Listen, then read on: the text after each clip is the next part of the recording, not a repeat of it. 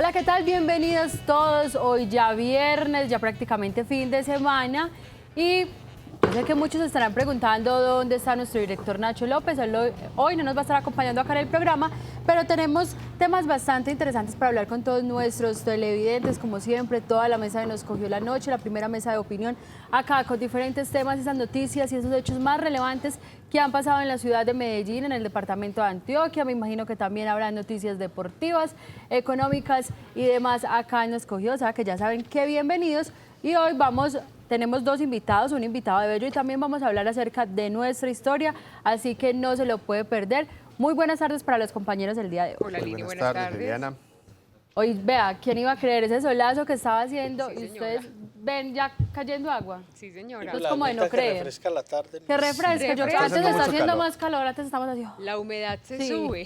Sí, el Sí, bochornito. el calor está, pero mejor dicho. Pero bueno, no importa, esa es la ciudad que tenemos acá con todos los climas y demás. Ya saben todos nuestros televidentes que pueden seguirnos a través de nuestras diferentes redes sociales. Y vamos a comenzar con Duber. Duber, ¿qué tiene hoy para contarle a todos nuestros televidentes?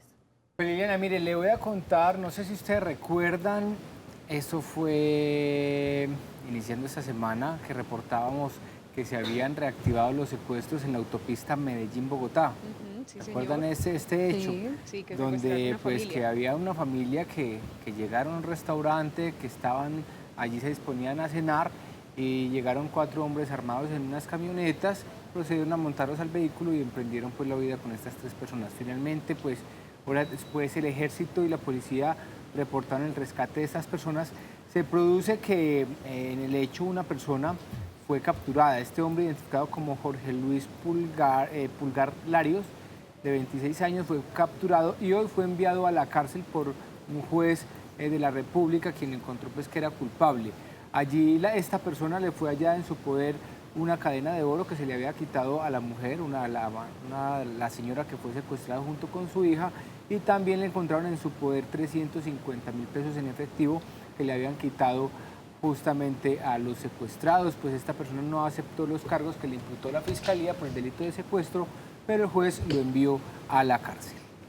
Bueno, esperemos que todas estas investigaciones y que no se sigan presentando más secuestros en el departamento de Antioquia, porque eso sí sería preocupante. Y que logren establecer y que Sí. logren también capturar a las otras 4 personas que son los responsables, porque hubo un capturado, pero recordemos que eran 4 los hombres que estaban allí en esta camioneta y quienes llegaron hasta al restaurante a proceder con el secuestro. Y si es banda delincuencial o también pertenece a otros grupos, porque bien lo decíamos aquí, la camioneta en la que llegaron estos delincuentes No pues era no es cualquier cualquier camioneta. cosa. Hay que anotar, sí, que este ciudadano capturado pues es colombo-venezolano de Maracaibo, nació en Maracaibo, pero tiene una cédula de ciudadanía expedida acá en la ciudad de Bogotá.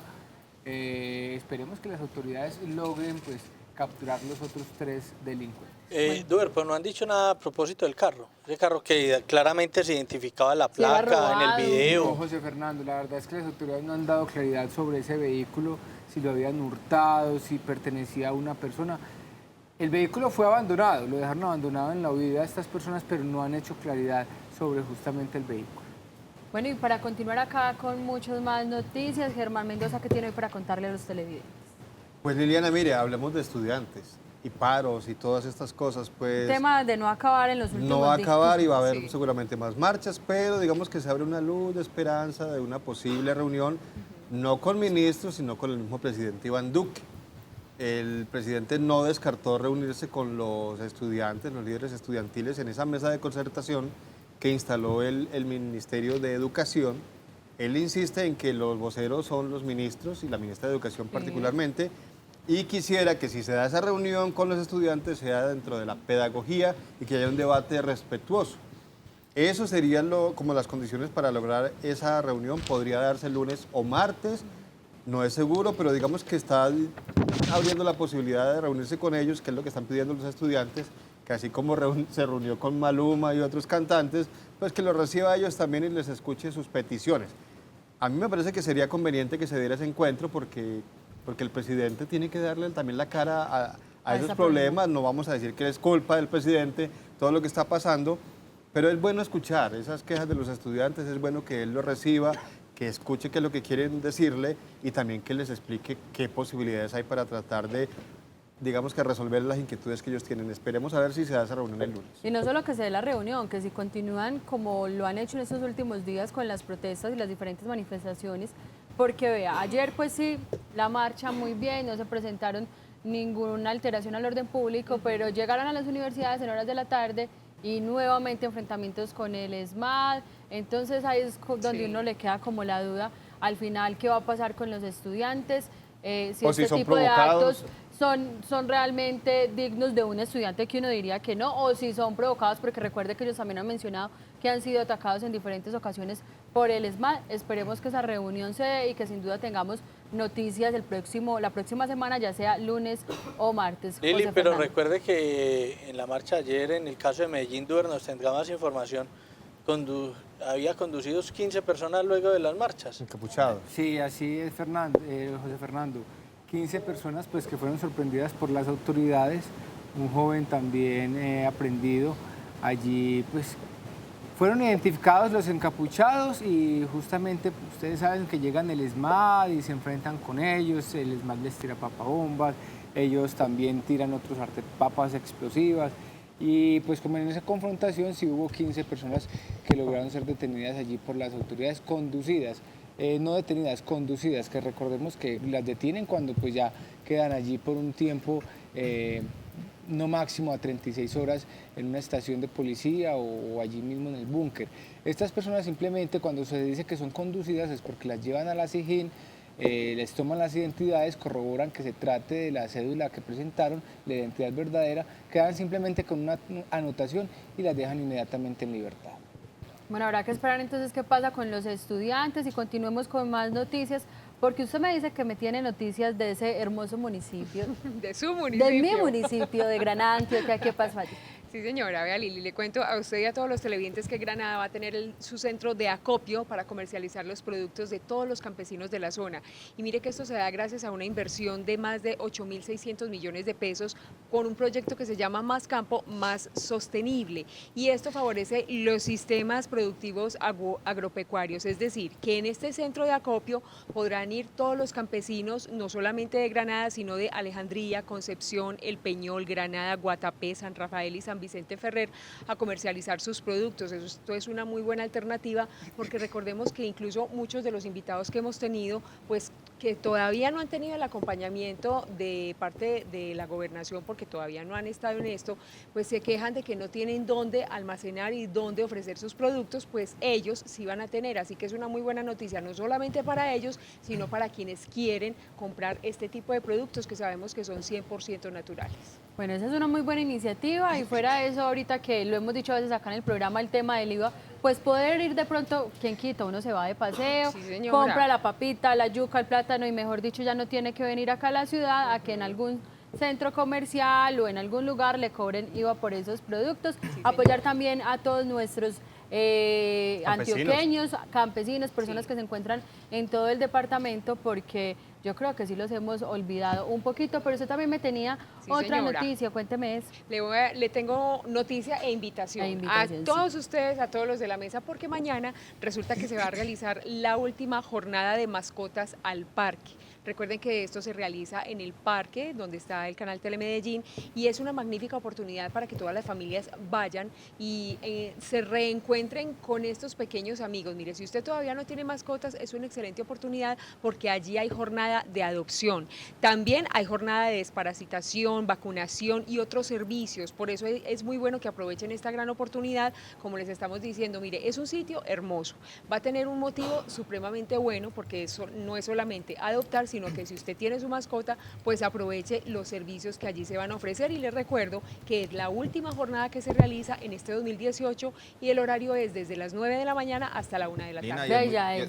Qué pena, Lili, ahí yo meter la cucharada, sino que yo iba a decir que yo he ido a esas jornadas y son de verdad muy buenas porque además le cortan las uñas a los gatos, a los perros, Sí. les dan regalitos, toallitas, pañitos, productos como que son nuevos en este tema de los animales y pues muy bueno que la gente se animara y no perdiera esta oportunidad. Julián, y ya que estamos hablando de animalitos, usted nos ha sido una denuncia de unos animalitos que están siendo envenenados. Cuéntenos de qué se trata. Así es, Lili. Mire, lo que pasa es que esto es más bien un llamado de atención para el alcalde de Yarumal, Julio Areiza y también para las autoridades de este municipio, porque resulta que este alcalde desde el 2012, cuando empezó su campaña a la alcaldía, prometió que se iba a construir un área para estos animales, una perrera, y resulta que han pasado ya varios años, desde el 2012, y no se ha construido. Resulta que este año van 40 perros que han sido envenenados. Estas son las imágenes, ahí ustedes las pueden ver. Lamentable que esté ocurriendo esto, porque además tampoco se ha podido dar con la persona que está cometiendo estos actos. Esperemos a ver qué pasa y esperemos que no se acabe este año y que el alcalde no cumpla con esa promesa, porque son los habitantes los que vienen denunciando esto hace mucho rato ya y pues no se toman medidas frente a esta situación. Claro que sí, hay que aprender a querer a los animalitos, pues si no le está haciendo ningún daño, porque muchas veces la persona le incomoda de pronto que pase por el jardín, que pase por algún lugar, pues, y también el llamado que usted hacía al alcalde de este municipio, pues esperemos que sí realmente se construya este lugar para tenerlos y que se realice algo que, por ejemplo, se hace en la ciudad de Medellín, esterilizar los animalitos para que no tengan una cantidad, sobrepoblación de perritos en el municipio y después no sepan qué hacer con ellos. José Fernando, ¿usted qué tiene hoy para contarnos? Lili, una noticia económica que ayer se nos quedó en vista de tanto invitado que teníamos y la presencia del doctor Tobón, y tiene que ver con las cifras del DANE de crecimiento de la economía, que llegan al 2.7% en el tercer trimestre del año, trimestre donde ya cuenta obviamente la presencia del presidente Iván Duque, porque se cuentan en el trimestre 1 mes y 3 semanas de Iván Duque como presidente y 1 mes y 1 semana de Iván Duque electo sin haber tomado posesión del cargo. Entonces pero influye ya siendo electo. Influye, sigue siendo electo, porque el crecimiento es del 2.7, en el acumulado llega al 2.5%. Obviamente esto no sabemos qué tanto al final del año se pueda contrastar con las cifras del último trimestre del año, que sí se verán muy influenciadas por los anuncios hechos por el ministro de Hacienda, Alberto Carrasquilla. No sabe uno, puede ser que esa tendencia positiva que se tomó en principio una vez se posesionó Iván Duque cambie, no sabemos. Aunque también hay que recordar que el final del año generalmente el último trimestre es un trimestre de más consumo. Entonces eso puede entrar a compensar. La prima, y es que aguinaldos. diciembre, todo hay que decirlo, en diciembre uno comparte más con la gente, dice, ¿por qué no salimos y nos tomamos algo? ¿Por qué no compramos la natilla? ¿Por qué no hacemos buñuelos? ¿Por qué no le damos un regalito a esa persona que se comportó también todo el año? Entonces yo creo que sin duda diciembre es una muy buena época del año, aunque sí muchas personas ya están viendo como el bolsillito un poquito más apretado y dicen, pues la cantidad de regalos que dábamos antes, pues lo vamos a mermar, hagamos un amigo secreto para no tenerle que dar a tanta gente tanto regalo. Se usa mucho. Sí, se usa mucho, claro. Es que usted se imagina. Es un buen recurso. Usted se imagina nosotros aquí para darnos regalos a esa mesa tan grande. No. Nos va a tocar jugar más bien un amigo navideño, un amigo secreto navideño, José. Eso en materia económica. En materia deportiva se conoció que la lesión del arquero del Independiente de Santa Fe, Robinson Zapata, es grave, se perderá el resto del torneo, y hay que recordar que Zapata es el técnico suplente de Santa Fe. Entonces Santa Fe tiene que remontar 2 partidos, uno en Suramericana, otro en el torneo colombiano, y le va a tocar afrontarlos con el tercer arquero del equipo. Y se conoció también la fecha de la pelea de Floyd Mayweather, creo que salvo Germán, me imagino que sí sabe quién es. No sé si algún otro en la mesa sabe quién es Floyd Mayweather. Ricos. Ni idea. El boxeador ricachón. Es el boxeador más rico del mundo. Va a pelear el 31 de diciembre con un contrincante japonés. O sea, va a despedir el año en el ring. Y yo ya sé cómo va a quedar eso. ¿Cómo? Yo Cuente. también. Va a ganar Floyd Mayweather. Mayweather siempre gana. ¿Y cuánto? Dicen que esas peleas están arregladas, Están dicen, no me consta, ¿Y pero cuánto siempre podría gana el ganar un señor y se gana boxeador mucha por pelea? plata. No sé, le voy a averiguar el datico, ya se lo entrego. Y no- Pero y más ese no peso. pelea por cualquier peso. cualquier 500.000 centavos. no. No. Bueno, y ya aquí como para saludar a todos nuestros televidentes que ya están conectados, saludamos a Luis Fernando Ledesma, a Juan Esteban Galeano, que ya también se encuentra por acá, Jospi Ospina también nos saluda, Cecilia Ibarra, por aquí tenemos a Angélica Sánchez, Juan Daniel Ríos, Josefina López, Luis Espinosa también ya está conectado con nosotros, Dilia Díaz también, ya nos ha hecho varios comentarios, por aquí Alberto Villegas también nos escribe, y ayer, para aclararle a los televidentes, ayer muchos estaban preguntando sobre el programa del doctor Gilberto Tobón, que lo pasamos ya en la repetición por Facebook, se presentaron unos problemas técnicos, pero quien lo En quiera la ver en la repetición, repetición en el segundo bloque. en la repetición, pero no en nuestro programa en directo que fue a las 5 de la tarde. Quienes lo quieran ver, lo pueden buscar en nuestro Facebook, siempre quedan todos los videos de todos los Facebook Live que hacemos, todo el programa completo, ahí lo YouTube. pueden En revisar YouTube y también está el en programa. YouTube también ahí está, ya sabe que ahí lo pueden buscar y pueden verse todo el programa. Liliana, Yasmín, ahorita dígame. perdóname que la interrumpa, pero y aclararle también a los televidentes que eso de pasar algunos apartes de los programas que tenemos en el canal Cosmovisión y en el programa Nos Coge la Noche, aparte de esos programas, lo hacemos todos los días. Lo hicimos con el doctor Tobón, José Fernando. Lo hacemos hace 19 meses. Exactamente, José Fernando se encarga de eso, sacamos algunos apartes, como para que la gente pueda ver más fácilmente esos pedacitos. Sí. El programa está completo en YouTube. No es que solamente se haga con el doctor Tobón. Si ustedes revisan, las personas que están diciendo que lo hacemos solo con Tobón, No. es porque no nos siguen constantemente y no No han nos visto han el resto visto. de programas. Exacto. Entonces los invitamos a que miren todo lo que hemos publicado. Se hace todos los días con todos los programas. Claro que sí, eso lo hacemos con todos los programas. Y ahorita que José está hablando de esos temas nacionales, usted, Yasmín, también nos quiere contar sobre el tema de economía naranja. Sí, Liliana, y para ustedes, los televidentes, muchas de las personas todavía se preguntan qué va a suceder con la economía naranja, que fue uno de los proyectos bandera que utilizó el presidente Iván Duque durante toda su campaña y ahora es el que le está dando como más fuerza. Y es precisamente a partir del Ministerio de Cultura en el que se le va a dar la ejecución e implementación a los diferentes proyectos que van a fortalecer la economía naranja. Y fue en el mes de en Barranquilla, la semana pasada, donde empezaron a implementar el Consejo Nacional de Economía Naranja y adicional a eso crearon el Viceministerio de Creatividad y Economía Naranja.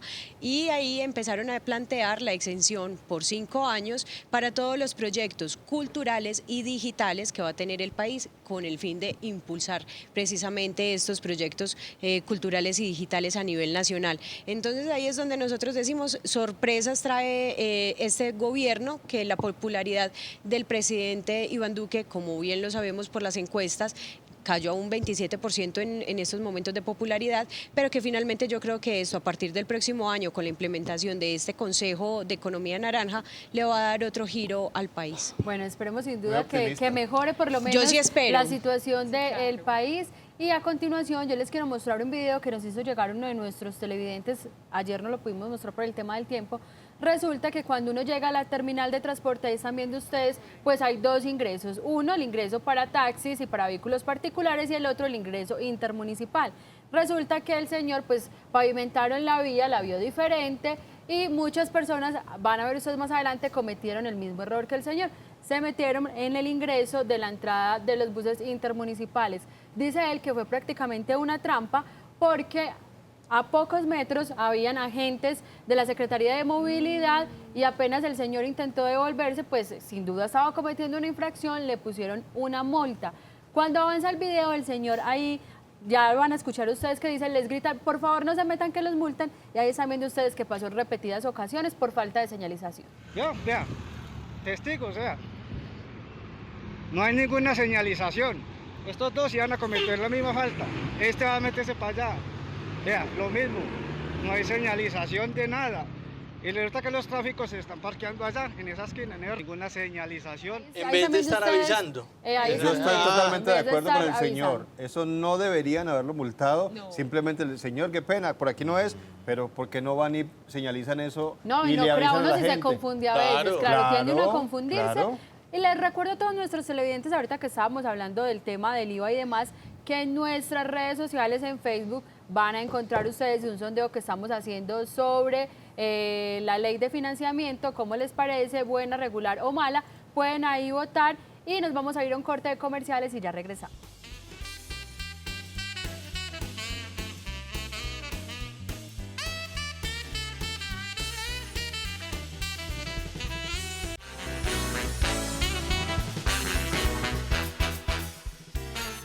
Crecemos para darte seguridad y calidad de vida. Bello, ciudad de progreso. Y ya estábamos acá nuevamente con este programa y hoy tenemos una invitada del municipio de Bello. Ella es Ana María Madrid Acosta, secretaria de Medio Ambiente, Vivienda y Desarrollo Rural. Bienvenida a la mesa de Nos Cogió la Noche. Muchas gracias por la invitación. Un saludo muy especial a todos los televidentes, a toda la mesa y muy especial a toda la comunidad avellanita. Bueno, secretaria, sin duda ya la gente va sintiendo como ambiente de diciembre. Usted me dice que va a tener unas actividades, entre ellas la fiesta del campesino. ¿Qué van a hacer en el municipio de Bello? Sí, esta semana tenemos múltiples actividades, hemos estado muy activos en la Secretaría de Medio Ambiente, Vivienda y Desarrollo Rural. Ahora el domingo 18 tenemos la gran celebración para todos los campesinos de la zona rural. La administración no podía pasar este día tan especial de reconocer y exaltar esa labor tan linda que hacen todos los campesinos en las 19 veredas de nuestro municipio.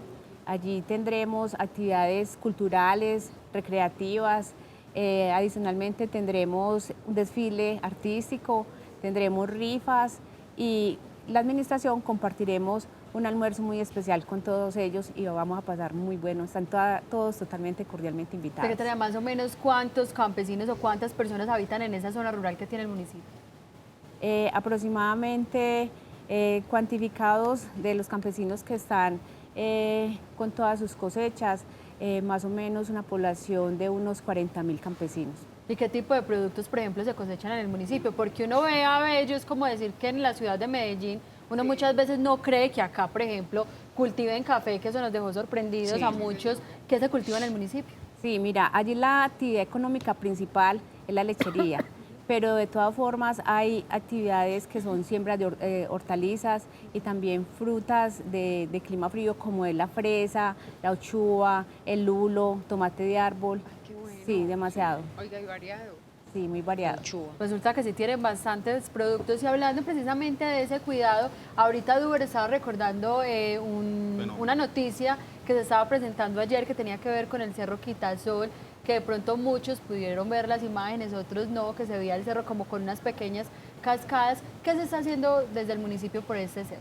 Bueno, de verdad que en la administración, en cabeza de nuestro alcalde César Suárez Mira, se le ha dado una importancia, una relevancia a nuestro Cerro Quitasol y es tanto que a la fecha ya se han sembrado 172.000 especies, pues una cifra asombrosa en asocio con el área metropolitana que ha sido fundamental para nosotros y también con empresas privadas. Entonces la idea no es seguir sembrando, pues obviamente seguir sembrando, pero también no olvidarnos del cuidado y de la protección de estas especies. Es por eso que mañana vamos a realizar una tercera cuidatón. ¿En qué consiste? Hay más o menos unas 1.500 personas que nos van a apoyar en esta actividad, donde se van a desplazar, o sea, el punto de encuentro va a ser en Puerta del Norte, de ahí se recogen en buses, se lleva hasta el inicio del Cerro Quitasol y de allí empezamos a hacer la cuidatón. Se hace el plateo y se hace el abono de todas estas especies que hemos sembrado para así protegerlas y tener y cuidar pues todos estos ecosistemas y adicional vamos a sembrar otra partecita que son otros 400 especies. Secretaria, y es que, Lina, dale, pregunte. ¿Cuáles son las personas que participan? Usted nos dice que más o menos 500 personas, pero ¿quiénes son? O sea, ¿son de algún grupo en especial o es la ciudadanía que voluntariamente quiere asistir? Bueno, no, son 1.500 personas. Por ejemplo, en diferentes ocasiones es con participación de la misma comunidad, fundaciones que se acercan, empresas que tienen, hacen parte pues y tienen el sentido de pertenencia, entonces nos llaman y formamos todo un equipo. Mañana hay un apoyo de la empresa Social Working, muy especial. Entonces hacemos y unimos esfuerzos y nos desplazamos todos allá a sembrar estas especies y a cuidar los árboles, que es muy importante.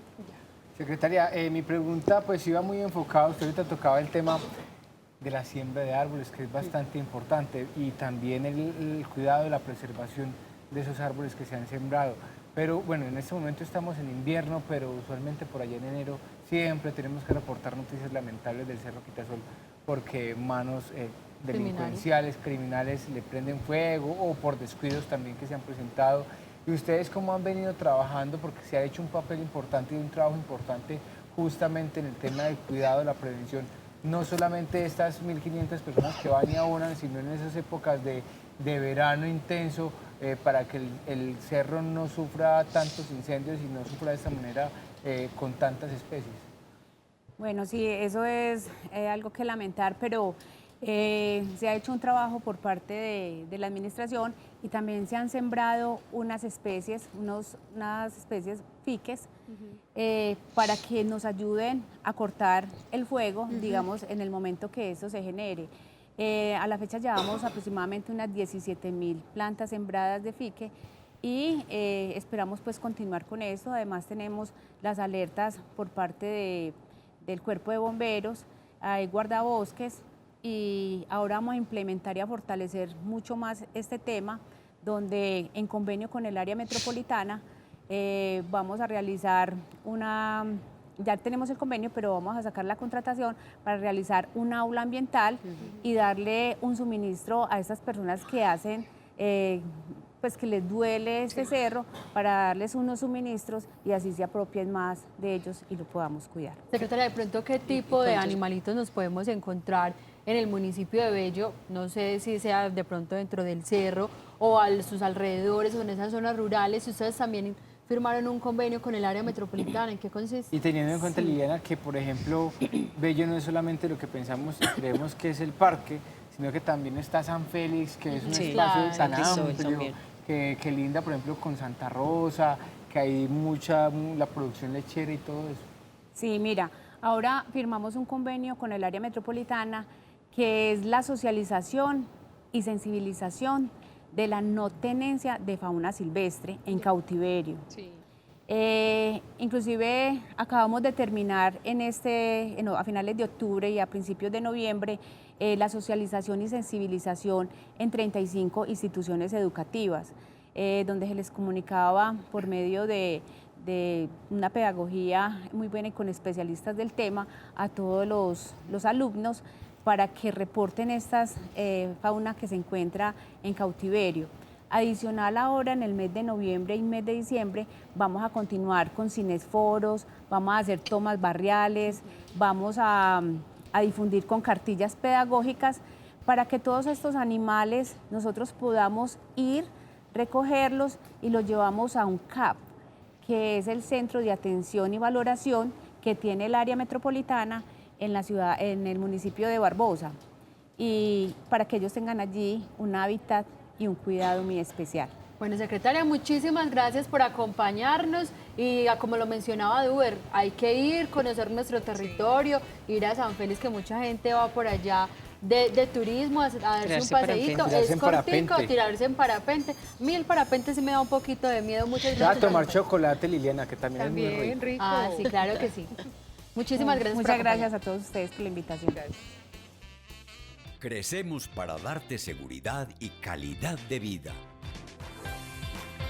Bello, ciudad de progreso. Bueno, y toda esta semana en el programa de Mediodía y también en nuestra emisión central les estuvimos hablando de una encuesta que tuvimos a través de nuestro Facebook y la pregunta era la siguiente: ¿cómo califica usted los 100 primeros días del mandato del presidente Iván Duque? Están viendo los resultados de nuestros televidentes: el 75,5% malo, bueno el 18,3%, irregular el 6,3%. Sin duda yo creo que era una respuesta que muchos estábamos esperando debido a la situación y a todo este tema de la ley de financiamiento por parte del gobierno del presidente Iván Duque. Y ya cambiando un poquito más de tema y hablando de temas deportivos, aquí tenemos a dos personas, José, que le gusta mucho el deporte, yo sí soy malísima para eso, pero José, ¿qué partidos vamos a tener este fin de semana? ¿O qué actividades deportivas? Varias. Imagínense que por un lado estamos en medio del torneo de maestros en Londres, torneo de maestros que reúne a los 8 mejores tenistas del mundo en la categoría de dobles y categoría de sencilla masculino, y donde tenemos la pareja de doblistas colombianos en semifinales. Farad y Cabal. Farad y Cabal, sí, señor. Bueno. Pero todo esto pues lo contamos a raíz de que, Germán, a raíz de que la gente puede apostar en Rosbet utilizando sus tarjetas de crédito, puede recargar sus apuestas y acuérdense que también se le iguala la apuesta hasta 25.000 pesos si las personas son, digamos que clientes frecuentes. Es muy fácil, es muy sencillo. Miren ustedes en estas tarjetas que vemos ahí, usted si quiere apostar para tenis, fútbol que va a haber también, el fin de semana que por hay, supuesto. el fin de semana partidos muy buenos, Germán. Imagínense que, por ejemplo, mañana hay semifinales los partidos de vuelta de la Liga Colombiana. Juega Bucaramanga, Independiente Medellín a las 6 de la tarde, Buen Tolima partido. e Independiente Santa Fe a las 8. Y el domingo, Once Caldas Río Negro a las 5:15 y Equidad Junior a las 7:30. Ambos partidos se jugaron ayer y vienen de marcadores 1-0 a favor de los locales. O sea, son remontables. Y para quienes les gustan las apuestas, qué mejor que apostarle a estos partidos. Y vienen las semifinales del Torneo de Maestros de Londres, donde está clasificado Djokovic, Federer, Anderson y Zverev, los 5 de los 4 mejores tenistas del mundo. Falta nada. La suerte no es coincidencia, José Fernando y televidentes. Recuerden ingresar a www.rosbet.co y allí pueden hacer sus apuestas. Desde 500 pesos se puede hacer una apuesta y hay muchas formas de ganar. Bueno, y ya saben, nuestros televidentes, nos vamos a ir a un corte de comerciales, pero cuando regresemos vamos a tener un tema muy importante y es quiénes eran y dónde vivían nuestros ancestros. Ya tenemos el invitado, o sea que no se muevan porque ya volvemos.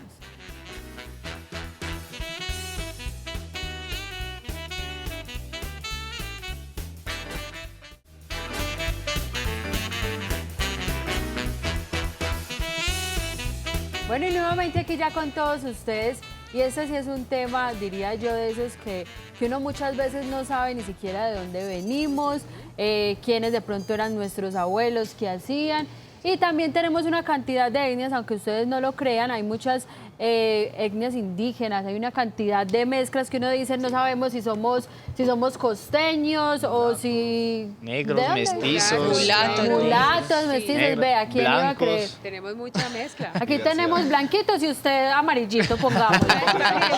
Pongamos amarillito a Es la luz, es la luz, es la bueno, luz. claro que nuestro invitado también está que como amarillito, que Vikingo, tiene pinta de que nos vikingo. cuente y le damos la bienvenida. Ya lo habíamos tenido por acá en nuestro programa, Daniel Ramírez, historiador, nos estuvo hablando de apellidos y la gente quedó encantada y me imagino que hoy también van a quedar igual de encantados. Bienvenido. Bueno, de eso se trata, de conocer esos orígenes, de dónde venimos, saber un poco de esos abuelos y al fondo y al final, ¿quiénes somos? Y por ejemplo, en el departamento de Antioquia, ¿quiénes somos? Bueno, hay muchas historias. Se habla de que no, es que acá todos venimos de indios. Bueno, ¿de qué indios? No, es que españoles. ¿De qué españoles? Ah, no, es que todos somos afro. Bueno, ¿de qué parte de África veníamos? Porque África es un continente. Entonces, a partir de esas historias, a partir de esos apellidos y de muchos sucesos históricos, empezamos a ver qué personas habían en esos momentos de la historia de Antioquia.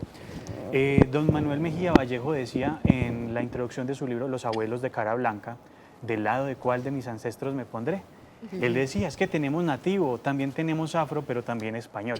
Entonces la idea es conversar y contar precisamente quiénes eran esos abuelos de nosotros, de todos los antioqueños, del viejo Caldas y gran parte de nuestro país. Daniel, precisamente de pronto el territorio no está dividido y uno ve, por ejemplo, las personas del oriente son muy blancas y como cacheticoloraditas, diría uno que hacia el Urabá son un poquito más morenos, algunos como de raza negra, no estamos como divididos de pronto, ahorita que mencionabas de qué lado nos ponemos, ¿no será que está como dividido el territorio? Exacto, precisamente esa es una gran riqueza de nuestro país, porque si hablamos de diversidad se constituye una gran riqueza esas diversidades, esas historias, porque cada departamento tiene lugar un mundo. Entonces tenemos en el Chocó, en la zona pacífica, una cultura ancestral africana preciosa. Tenemos en las poblaciones nativas también de algunas subregiones unas herencias y conocimientos ancestrales. Y también tenemos en nuestro ancestro que podríamos denominar criollo español, porque es precisamente la herencia de esa población hispana, vasca, andaluz y la población nativa, que son nuestros abuelos. De hecho, acá tú sales, hay un ejercicio que lo podríamos poner así como para los televidentes cuando nos montamos en un autobús. Y vemos gente de todo tipo, el bajito, el altico, el morenito, el blanquito. Eso se ve acá, porque hay una gran diversidad. Vemos una cantidad de rasgos y precisamente ahí vienen esos rasgos, que porque en una zona son monos y en otra son trigueños y porque estos son altos. Entonces, ahí empieza ese componente étnico que se vuelve patrimonio. se vuelve patrimonio porque precisamente es un legado que se conserva en el tiempo y del cual podemos conversar. Bueno, ¿de dónde entonces empecemos así como desde el principio? Esos primeros ciudadanos o Pobladores. extranjeros que vinieron, ¿dónde se asentaron y de ahí entonces de dónde partió ese primer encuentro y a partir de ahí el origen de nuestros ancestros? Eso, podemos tener como un contexto inicial para que pongamos como en sintonía a los televidentes. Y es que llegamos y esto acá ya había una gente muy interesante que llevaba miles de años, que eran las poblaciones nativas. Estamos en Sudamérica. En ese Sudamérica, que es la segunda masa continental más grande, ahí habían, digamos, dos grandes grupos indígenas, que también son parte de nuestros abuelos, los chibchas y los caribes. Cuando hablamos de los chibchas, se distinguían más porque todos hablaban el mismo dialecto que por sus fronteras. Y los caribes, que porque tenían la sangre caliente, que eran indígenas muy guerreros. Entonces, gran parte del país era chibcha y una pequeña parte eran caribes. No porque habitaran las zonas caribes, sino por lo belicosos, por lo guerreros. Ahí tenemos un primer panorama. Luego nos vamos a la península ibérica, España. En España pasaron los árabes, pasaron una cantidad de poblaciones y empiezan esas migraciones. Luego de España se viaja a África y vienen los ancestros africanos. Es que esta persona persona es negra. Bueno, ¿y de dónde vienen? La mayoría de poblaciones afro de acá de Antioquia vienen de Ghana, de Guinea, de Benín y de Nigeria. Wow. Son esas 4 zonas donde llegaban los barcos negreros y llegan a todo el Valle de Aburrá. Entonces se dan distintos episodios en algunos... ¿Y entran por dónde? Ellos entran por las primeras migraciones, que fueron las más antiguas, entran por el Golfo de Urabá, lo que conocemos como el antiguo El Darién. San Sebastián de Urabá era porque cuando los españoles se bajaban de los barquitos salían los nativos y les tiraban unos dardos envenenados. Entonces tenían que salir corriendo y se encomendaban a San Sebastián para que los dardos envenenados no los mataran. Empieza ese camino desde el Darién hasta, digamos, hasta Medellín. Nos vamos por todo ese caminito. Eso fue la antigua ruta del Darién. Y entran por allá, pues digámoslo, en un momento muy particular, que fue el 10 de agosto del 41, llega José Luis Tejelo con las tropas de don Jorge Robledo. Y ahí ahí llega la primera, digámoslo, entrada europea. Llega a esos primeros asentamientos. Y no estamos hablando de que no, que es que son buenos o malos. Son personajes de la historia. Y parte de nosotros viene de ellos, porque gran parte de estas marchas eran que el costurero, que el zapatero, el que hacía las veces de médico, el cocinero, unos cuantos soldados, unos cuantos caballos, y particularmente habían nativos que los acompañaban. Habían poblaciones nativas que no tuvieron ningún encontrón con las tropas españolas, mientras que otras sí eran de carácter guerrero. Cuando llegan acá al Valle de Aburrá, bajan por lo que hoy conocemos como el barrio Belén. Sí. Bajan un jueves a eso de las 9 de la noche, estaban acampando arriba y vieron como un planito, un llanito. Eso parecía agüita, ¿será que eso es un lago? A las 9 de la noche. Entonces como que rifaron eso a ver quién se lo ganaba y le tocó al pobre de Tejelo. Tejelo, vaya a mirar qué hay allá abajo. Y empieza ese recorrido el pobre Tejelo a las 9 de la noche, llega con el reporte que hay un territorio plano muy bonito, estamos hablando del Valle de Aburrá, nuestra casa donde hoy vivimos. Y luego ya bajan las tropas de Robledo, hacen el primer real o campamento en lo que hoy es el Parque de Belén.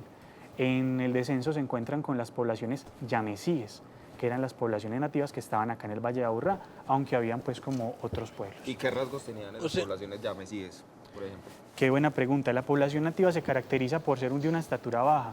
De hecho, cuando se hacían los análisis de genotipo y fenotipo, encontraban que entre un 70 y 80% de nuestro ancestro, más que todo en el caso de las mujeres, era nativo, por eso la estatura. Mientras que en el hombre... ¿Era más o menos de cuánto? Eran entre unos 50 y unos 55.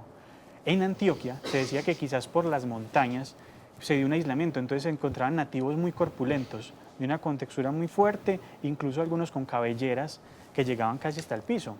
Y habían muchos guerreros. Hablando así como a grandes rasgos, podríamos hablar de personajes como fue el cacique Toné, el cacique Toné que era de Urrao, que fue un guerrero, que se cuentan en algunas crónicas, porque basándonos en documentos, que quizás llegó a hablar parte del castellano, que espiaba a los españoles y miraba cómo usaban las espadas y cómo usaban los caballos, porque para los indígenas era muy miedoso ver un señor montado a caballo, que él lo veía como un solo ser.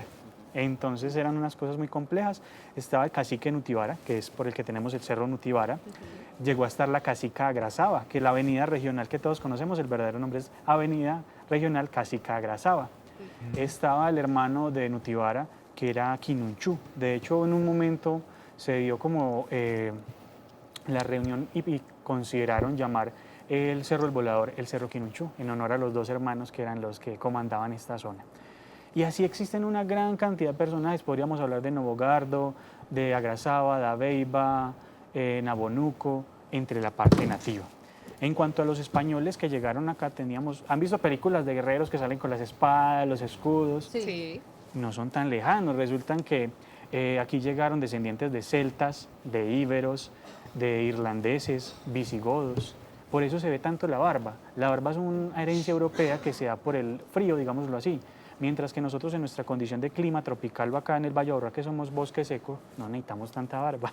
Sí, claro. Exacto, entonces... Se está preguntando Es por más qué la de tiene. moda. Sí, porque la tienes. Es más de moda, No, es me más de encanta, moda. pero sí, es como algo que responde como que la población nativa acá no necesitaba la barba, mientras que nuestros ancestros sí llegaron con esa barba desde Europa. Sí. Exacto. Yo quería preguntarle algo, se tiene la idea de, usted habla de belicosos, de los indígenas, aborígenes que se resistían, pero aquí tenemos la idea de que esos conquistadores vinieron a arrasar y encontraron una población, digamos que casi que sumisa. Qué buena pregunta y es algo que con el pasar del tiempo se ha convertido, digámoslo, en un mito o en una leyenda, porque mirando desde el contexto podríamos ver que la población caribe antioqueña era muy guerrera. Aquí no se usaba arco y flecha, sino que tenían lo que eran los dardos envenenados. E incluso creo que los territorios que hoy conocemos como Porce se dieron unas grandes confrontaciones. El cacique Nutibara muere con su hermano en batalla, enfrentando a las poblaciones españoles. Y aquí muchas de las tribus indígenas tenían el sistema de castas. Teníamos entre la población nativa los artesanos, los guerreros, y teníamos también, aparte de estos guerreros, una clase noble o dirigente, que fue lo que mencionamos, por ejemplo, del cacique de los higuitas en Cañas Gordas. Entonces se encuentra pues una clase guerrera muy fuerte. También en Centroamérica se da que es que las mismas poblaciones nativas se enfrentan a otras poblaciones nativas con ayuda de los españoles, porque si no los españoles no lo hubieran logrado. Bueno, ¿y qué creencias culturales, religiosas tenían esas primeras personas que estuvieron acá? Que llegaron al territorio. Sí. Bueno, mucho de lo que sabemos, partiendo de documentos, podríamos hablarlo de don Francisco de Frías, un capellán, de don Fray Pedro Simón, un cronista, y Juan Bautista Sardela, un escriba. Y uno dice, ¿qué hacían esos personajes? Eran enviados por los reyes para escribir, para contar todo lo que pasaba en estos nuevos territorios. Entonces, como un punto de partida, y cuando ellos logran tener una comunicación, empiezan a verse digámoslo así, estas culturas.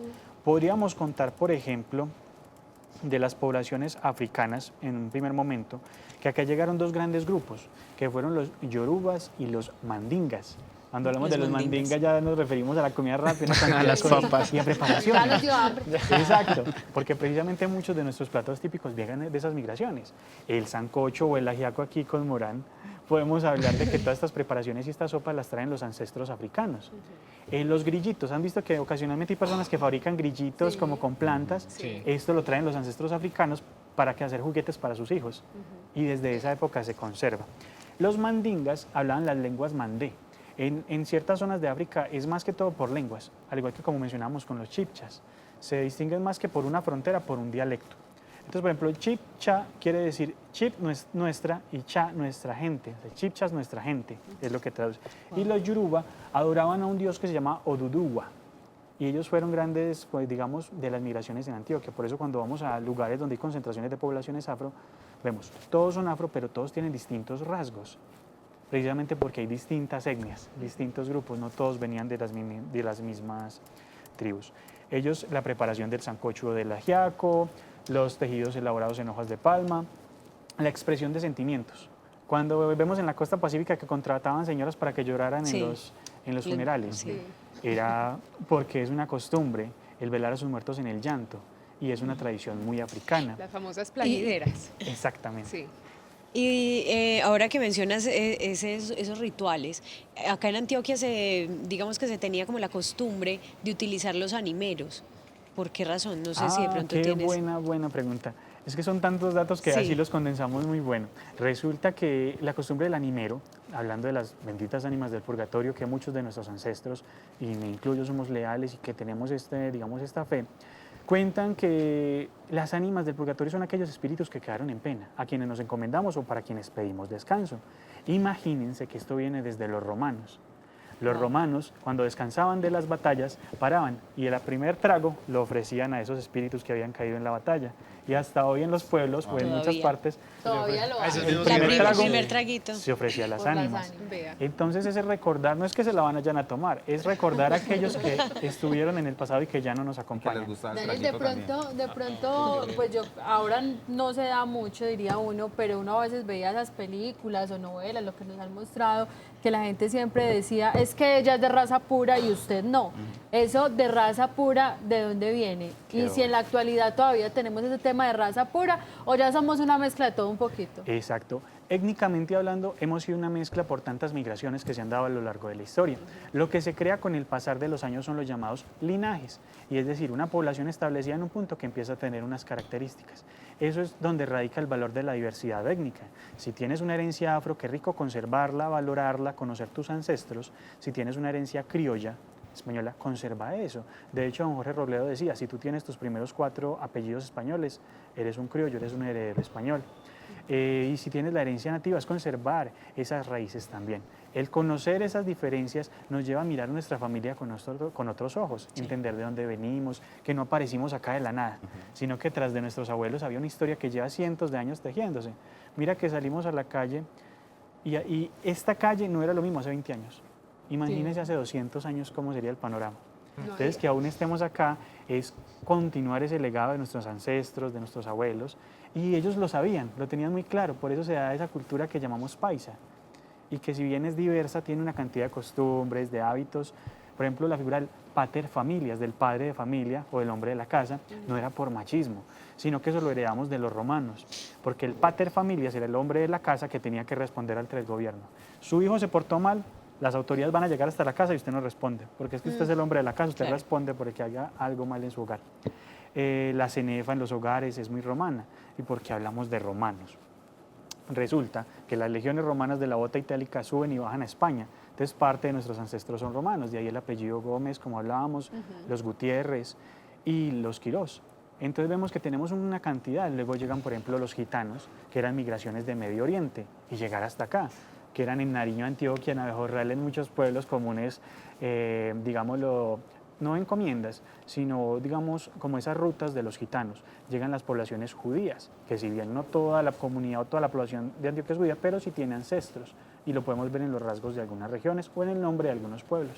Yo tengo una inquietud, no sé si vaya a dar un salto muy amplio en toda la línea de toda la historia, en el tiempo, pero me surge una duda. Bueno, tenemos unos antepasados, la historia dice que de Europa llegaron y bueno, nos conquistaron y todo el cuento. ¿Por qué la infraestructura es tan diferente la nuestra a la europea? Y lo digo porque, por ejemplo, en muchos municipios, acá en Antioquia, usted ve unas viviendas con unos corredores grandes, generosos, coloridos. No va a cualquier municipio jardín, va al Peñol y de unas fachadas de unas viviendas muy decoradas, con muchos colores. ¿Esto a qué se debe? Bueno, son detalles arquitectónicos que llegan precisamente de construcciones a un estilo muy similar al romano. Notan las puertas altas que permitían que las personas entraran a caballo. Y precisamente toda esta arquitectura se remonta, vamos a ponerlo para los televidentes en el ejemplo más sencillo, el pueblito paisa. Sí. ¿Vieron la distribución del pueblito paisa? El pueblito paisa es un modelo, no digamos modelo, pero sí un estilo de construcción muy romano. Tenemos en el centro la fuente, el agua, la fuente de la vida, como en todo pueblo antioqueño. Alrededor, en el fondo, está la parte espiritual, la religión, está la iglesia. En los costados tenemos las provisiones, que son las tiendas, la parte militar y las residencias. Este tipo de poblado, o como están delineados los pueblos en Antioquia, permitía que en las guerras se pudieran cerrar las entradas y hacer una fortaleza. Entonces vemos que se conserva desde ese entonces lo que dice digamos, esos tipos de construcción, y vemos como en el centro está la fuente del agua que es la vida, mientras que en construcciones árabes encontramos son unos grandes jardines. También encontramos, por ejemplo, en algunos hogares que se usaba el lavarse las manos o tenían un lavamanos en el comedor, una costumbre muy sefardí, una costumbre judía. Y todo eso pues como que se remonta a esos orígenes y a ese contexto. También es de entender que nuestra arquitectura debe ser muy valorada, lo mismo que la parte industrial y empresarial. ¿Por qué? Partamos de esto. La capital de la mayoría de países del mundo están en las costas. O sea, hablando en términos geopolíticos, la capital de Colombia debería estar en Cartagena. ¿Por qué? Porque es la costa. ¿Qué pasa? Que tocó ponerla en Bogotá para protegerla de los ingleses. y ahí se quedó. ¿Por qué? Porque como las capitales son puertos de comercio, deben de estar en las costas. Como teníamos guerra con Inglaterra, teníamos que defenderla en las montañas. ¿Y dónde la trasladamos? Escogemos entre Santa Fe de Antioquia o Santa Fe de Bogotá. Finalmente la ciudad de Antioquia no queda y vamos a Bogotá. Podríamos hablar de un hecho particular para los televidentes, hablando de esos ancestros. Les voy a decir cuándo nace el primero de nuestros ancestros, cuándo nace el primer paisa. Esto gracias a las investigaciones de un gran maestro y alguien que admiro mucho, don Germán Suárez Escudero. Y él nos contaba en varias de sus monografías e investigaciones que el 15 de marzo de 1542 nace Pablo Jerónimo Muñoz y Collantes, el primer antioqueño. Collantes. Collantes. Era un apellido que era muy frecuente en esa época, pero que ya un poco diezmado. Y fue el primer, se puede decir que fue el primer antioqueño. ¿En dónde? Él nació en ese momento, creo que era en lo que era, él estaba en lo que hoy es Frontino. Frontino, toda la zona de Frontino. Ahí nace el primer paisa que podríamos llamar. ¿Por qué? Porque en ese asentamiento estaba población nativa, población afro y población española. Por aquí Joan Esteban Acevedo nos pregunta, lavamanos en los patios, ¿eso por qué? Y muy bueno que todos nuestros televidentes que de pronto tengan alguna duda, alguna inquietud, que por qué hacíamos esto, que por qué hemos cambiado, pues nos lo hagan saber a través de nuestro Facebook para poder preguntarle a nuestro invitado. Excelente, bueno. Los lavamanos ¿dónde? Los patios. En los lavamanos en los patios, al igual que los baños de inmersión o que conocemos como baños romanos, Sí. que en algunas casas de Prado aún se conservan unos baños hermosos que son como unas pequeñas piscinas. Sí. Estos baños de inmersión tienen dos orígenes, incluso los lavamanos. Tenemos la parte de los romanos, la parte romana, los baños públicos, que aunque estos lugares primero los usaban o el padre de familia o la mujer que fuera mayor en la casa, y también el origen de las poblaciones judías, que también tenían mucho este tipo de modelo arquitectónico. ¿De dónde viene el matriarcado? Porque siempre hemos visto que la mujer paisa siempre es muy dueña de su casa, La muy matrona. protectora, la matrona. Lo que hay en este momento en esta mesa, el matriarcado. Sí, Ustedes apenas. están ahí diciendo. Sí, Las señor. que mandan. Exacto, aquí la cultura es muy matriarcal, porque esto se denomina principio de la abeja reina. Esto viene de las altas cortes europeas y dice ese modelo a seguir que es la mujer. Y que si siempre el hombre estaba adelante no era por machismo, sino para proteger a la mujer, porque era la que daba la vida, daba y mantenía a los pueblos. Acá todos pueden ser muy malos y los hijos están muy grandes, pero habló la mamá o la abuelita y todo el mundo corre. Calladitos. Exacto, porque es digamos, la forma matriarcal que hemos heredado tanto de la parte española como de la parte nativa, porque la madre es el pilar del hogar y es precisamente quien es responsable de la formación de sus hijos. De la parte nativa podríamos hablar, como les mencionaba, de la cacica Grazaba, que cuando su esposo, un cacique, es tomado preso por los españoles, ella se encarga de organizar a las otras nativas e ir a defenderlo. Entonces vemos que es de parte y parte. ¿De qué nos sirve a nosotros a veces, en casos hipotéticos, hablar de estos orígenes? Si cogemos un español guerrero y cogemos un nativo guerrero, ¿qué va a salir? Un paisa bien asado. Un paisa. Ahí está Bien bravo. de cierta manera, ahí tenemos determinada parte de la violencia en nuestro territorio. Yo tengo una inquietud con lo que usted decía ahora de las mezclas que hay, porque son evidentes. Claro que así algunos tengan la piel más blanca y los ojos de tal color. Y entonces, ¿por qué el racismo? Bueno, es una pregunta muy interesante. Hay zonas donde se dio mucho el racismo, que fue la zona de Ciudad de Antioquia o en Cartagena. Acá en Antioquia tenemos que tener en cuenta que nosotros, por nuestra fe católica, hablamos mucho de todos ser hijos de Dios y hermanos en la fe. Entonces estas familias piadosas no maltrataban a sus esclavos, como cuentan muchas veces. Esto lo podemos demostrar cuando se da la ley de vientres, cuando se acaba la esclavitud. Muchos de los afros no se fueron y se quedaron en sus hogares. Finalmente Juan del Corral, 2 años después, ordena, no, es que se tienen que ir, y empieza la diáspora negra de todas las poblaciones que se van a Urabá, Chocó, a todas estas subregiones y departamentos. Entonces, se da precisamente porque hay algo muy triste que se ha desdibujado. Una cosa es el racismo y es discriminar, que está muy mal hecho. No tiene razón de ser discriminar a otro por su condición. Y otra cosa es precisamente la identidad, querer y valorar esa diversidad. Enseñarle al afro que tiene unas raíces valiosas, al nativo que sus raíces son antiguas y al criollo que sus abuelos hicieron mucho. Exacto, es sentirnos orgullosos de nuestros ancestros. Yo te pregunto, ¿el paisa es el vendedor, el comerciante, el que por ahí dice te vende hasta un hueco? Bueno. ¿De dónde, eso tiene que ver de pronto por esa parte donde llegaron, si de pronto había mucho comercio, de pronto se habla que en las costas era como donde llegaban los barcos y demás? Antioquia de estar como tan encerrado, como tan tan cubierto, ¿de dónde llega como esa cultura? Bueno, si algo me tiene feliz en este momento son estas preguntas. Me parece que estamos en unas preguntas que condensan tanta información que si vemos es un tema global, vamos a esos puntos que nos pueden Daniel, interesar. y a propósito de lo que me decía por acá, un televidente pregunta algo muy similar y dice, los comerciantes, ¿por qué tan marcados en el oriente antioqueño? Entonces, como para que solucionemos las dos Excelente dudas. pregunta. Bueno, nosotros tenemos la parte del comercio desde nuestros ancestros, claro está. Ustedes no han visto cuando vamos por el centro y hay un montón de locales y nos Total. metemos donde está el tumulto. A Ahí ver debe qué estar están barato vendiendo, o sí. deben vender O algo está bueno. algo, o está bueno. Están sí. regalando ahí. Exacto, es una mentalidad muy persa, de los mercados persas, que donde está el tumulto están las ofertas. También llegaba de nuestros ancestros en veracatíos, nutabes y taamíes, que eran comerciantes. Entonces tenemos comerciante por el lado árabe, por el lado español y por el lado nativo. Ah, no. Y si esto se da en un aislamiento en las montañas, empieza ese comercio. ¿Por qué se acelera el comercio? Porque el comercio sostiene los pueblos y como estamos en las montañas, si no comerciamos, no nos sostenemos. Y ahí empieza ese hábito, entonces lo tenemos de la parte nativa, de la parte europea y también de la parte, digamos, de los árabes que estuvieron en España casi 700 años. Si se pudiera definir por subregiones los ancestros, entonces si hablamos los de Urabá, ¿de dónde vienen? Los del Bajo Cauca, ¿de dónde vienen? Los del Nordeste, los del Oriente, los del Valle de Aburrá, en fin. Bueno, tenemos entonces en Antioquia, podemos clasificar en dos grandes rasgos, lo que es Antioquia y el Viejo Caldas. Y luego nos vamos a la parte de las subregiones. Las poblaciones afro, como llegaron en lo que se denominan los buques negreros, es un poco difícil segmentar. Por eso hablamos de Ghana, Guinea, Benín y Nigeria. En las poblaciones nativas tenemos los cativos, nutabes y taamíes, que pertenecían al pueblo caribe.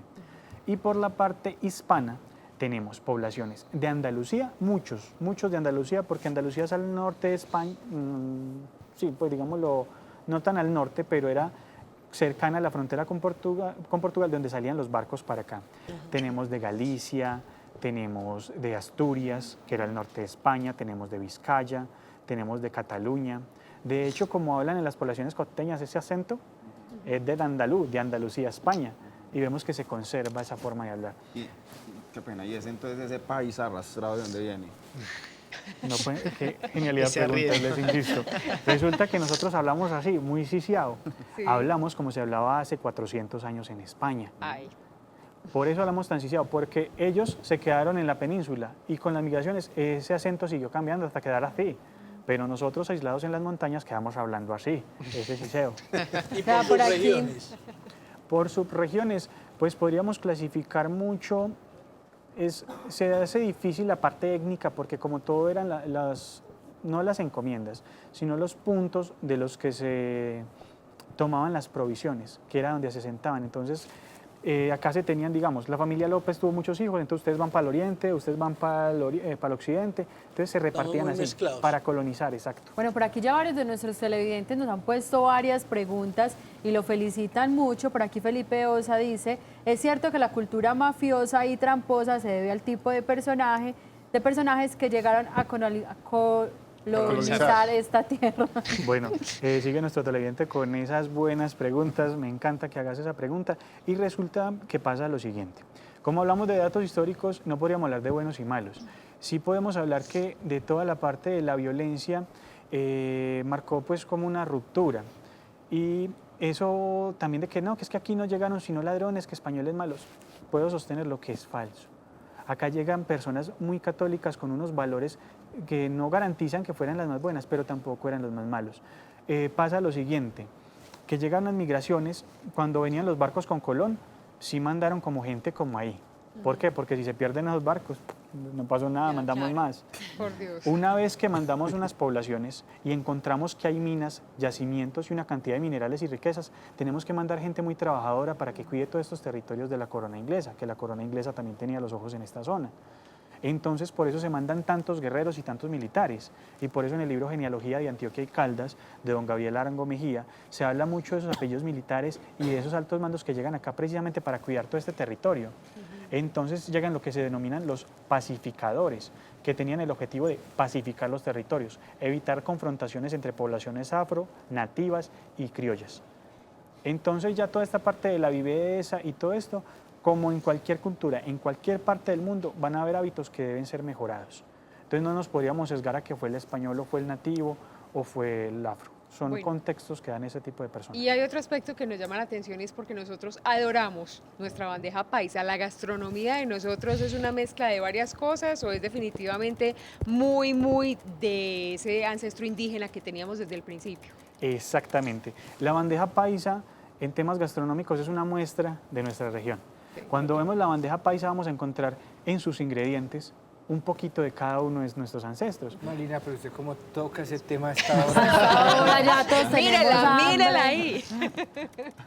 Precisamente cuando hablamos de esto en la bandeja paisa, la miramos y tenemos los granos que son de aquí de América, tenemos el chorizo o los embutidos que tienen un origen inglés, español y alemán, tenemos nuestra arepa, María, pues esa arepa como es Sí, es lo más deliciosa, rico que puede existir. que tiene dos orígenes y hablamos de un origen en Venezuela, que las poblaciones nativas preparaban una especie de tortilla, pero también podemos hacer referencia a una especie de pan sin levadura que podía venir de poblaciones judías o árabes.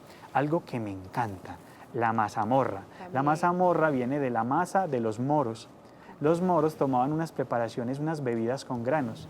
Entonces, cuando llega al País Vasco, que les contaba que hablaban con la R, ya la masa mora, la masa de los moros, pasa a ser la mazamorra. El bocadillo lo crean nuestros ancestros, los arrieros, porque ellos tenían jornadas muy largas y en estas jornadas tenían que llevar alimentos no perecederos. Entonces crean el bocadillo que aguanta días. También no podíamos parar la encomienda porque no nos pagaban, teníamos que hacer recorridos de días o de tabacos, que la distancia se medía en tabacos. Entonces llegábamos y ¿qué hacíamos? En un envuelto, en un fiambre, en una bandeja paisa, metíamos todas las comidas del día. Por eso tenemos las 3 carnes. Solo parábamos una vez, comíamos y continuábamos. Esto lo podríamos encontrar, estos recorridos que se daban para ir a Santa Fe de Antioquia o la ciudad de Antioquia, que salían por acá por Palmitas. Allá encontramos el Camino del Virrey, que fue una de las grandes encomiendas que teníamos para llegar a la parte norte. Bueno, Daniel, ahorita vamos a continuar acá con usted para que nos siga contando precisamente de toda esa historia, por qué somos así, por qué comemos de determinada forma. Nos vamos a ir a un corte de comerciales. Ya saben que si tienen preguntas nos las pueden seguir haciendo a través de nuestro Facebook y ahí les vamos a estar respondiendo.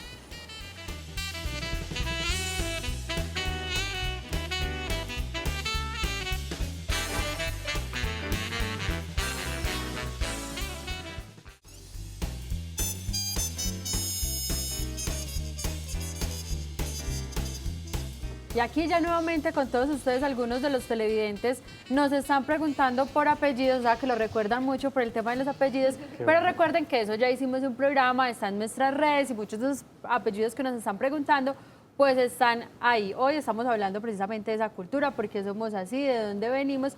Y usted ahorita nos estaba contando algo aquí en los comerciales que tiene que ver precisamente con los indígenas y todo lo que hoy somos, tal vez es gracias a los indígenas.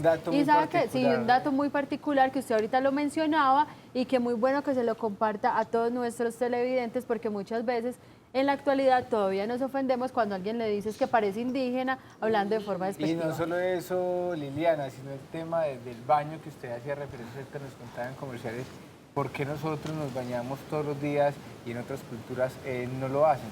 Pues bueno, comiencen con la de Liliana y luego ya nos cuentan. Que era la misma. Era lo mismo que estaba. La misma. Bueno, resulta que de nuestro ancestro nativo, normalmente se dice, es que aquí todos venimos de indios. Bueno, es rico saber de cuáles. Se encuentran en las crónicas de Fray Pedro Simón, de Juan Diego César, de Antonio Vázquez de Espinosa y de don Jorge Robledo. Encontramos precisamente que estas poblaciones eran excelentes nadadores, excelentes corredores y exploradores. Cuando vamos al centro del país hemos escuchado mucho la palabra, ay, es que este sí es guache. Resulta que el guache lo podríamos entender como el policía indígena. El guache era el encargado de mantener el orden en la tribu. Entonces, cuando alguien se comportaba mal, lo golpeaba. Entonces, de ahí viene la palabra guache. De ellos tenemos la pesca, la minería. Había algo muy particular, y es que algo que me parece hermoso de la tradición es que el baño, el estar bien presentado, aseado, eso lo encontramos de las poblaciones nativas.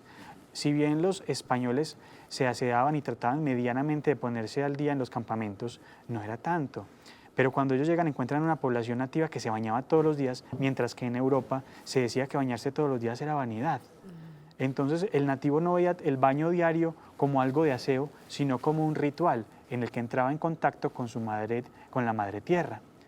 Entonces, al bañarse todos los días, incluso mientras la población hispana tenía algunos, les faltaba parte de su dentadura, los indígenas tenían todos sus dientes, porque resulta que con carbón se limpiaban muy bien. De la parte de los nativos también podríamos contar, había un detallito particular. Quienes han estado en el Museo del Oro podrán ver que se ven muchas ranitas. Resulta que cuando un español encontraba un caribe con una ranita, lo evitaba, porque esa ranita era un símbolo, algo así como una insignia militar, que decía que el indígena era tan letal como el veneno de la rana. Conectamos entonces de esa parte nativa como esos personajes que se destacaron en Antioquia, que eran Nutivar y Quinuchu, que les mencionaba, que eran hijos de Ambaibe, que fue un gran cacique, y ellos tenían una fascinación ancestral por la historia. Los nativos conocían mucho de sus ancestros. Si bien hablamos de historia cuando está documentada por escrito, ellos tenían en sus relatos y en sus crónicas unas narrativas que se pasaban de generación en generación. También para lo otro que nos preguntaban de los apellidos de los televidentes, una cordial invitación en redes a seguir a la Academia Antioqueña de Historia, donde pueden profundizar un poco más de ese tema de los apellidos. Usted está hablando de lo que le agradecemos a los pueblos indígenas, pero también sería bueno saber qué perdimos con tanta invasión. Bueno, como hablábamos, es un contexto muy particular, porque nuestras poblaciones nativas eran un poco sedentarias. ¿Por qué? Porque en nuestro trópico andino yo mantengo relajado. Si me da hambre, voy y como. Si tengo que organizarme, voy y me organizo. Mientras que en Europa, cuando tenemos las 4 estaciones, tenemos que estar alertas todo el año. Entonces, esa parte fue muy compleja porque si bien había una vida tranquila en la que habían unos cultivos. Por ejemplo, cuando los españoles llegaron a lo que hoy conocemos como la pintada, resulta que eran donde los indígenas teñían los textiles. Entonces, pero llamaba la pintadera, porque habían unos huecos de colores en el piso y ahí sumergían las prendas en algodón para teñirlas. Entonces ellos tenían un sistema muy interesante que si bien estaban aislados, no estaban atrasados porque trabajaban la parte del algodón. Entonces vemos cómo había una vida tranquila, unos territorios que estaban con unas formas de vida muy interesantes, con unos cultos solares, porque adoraban al sol, a la luna. Entonces hay muchas cosas buenas.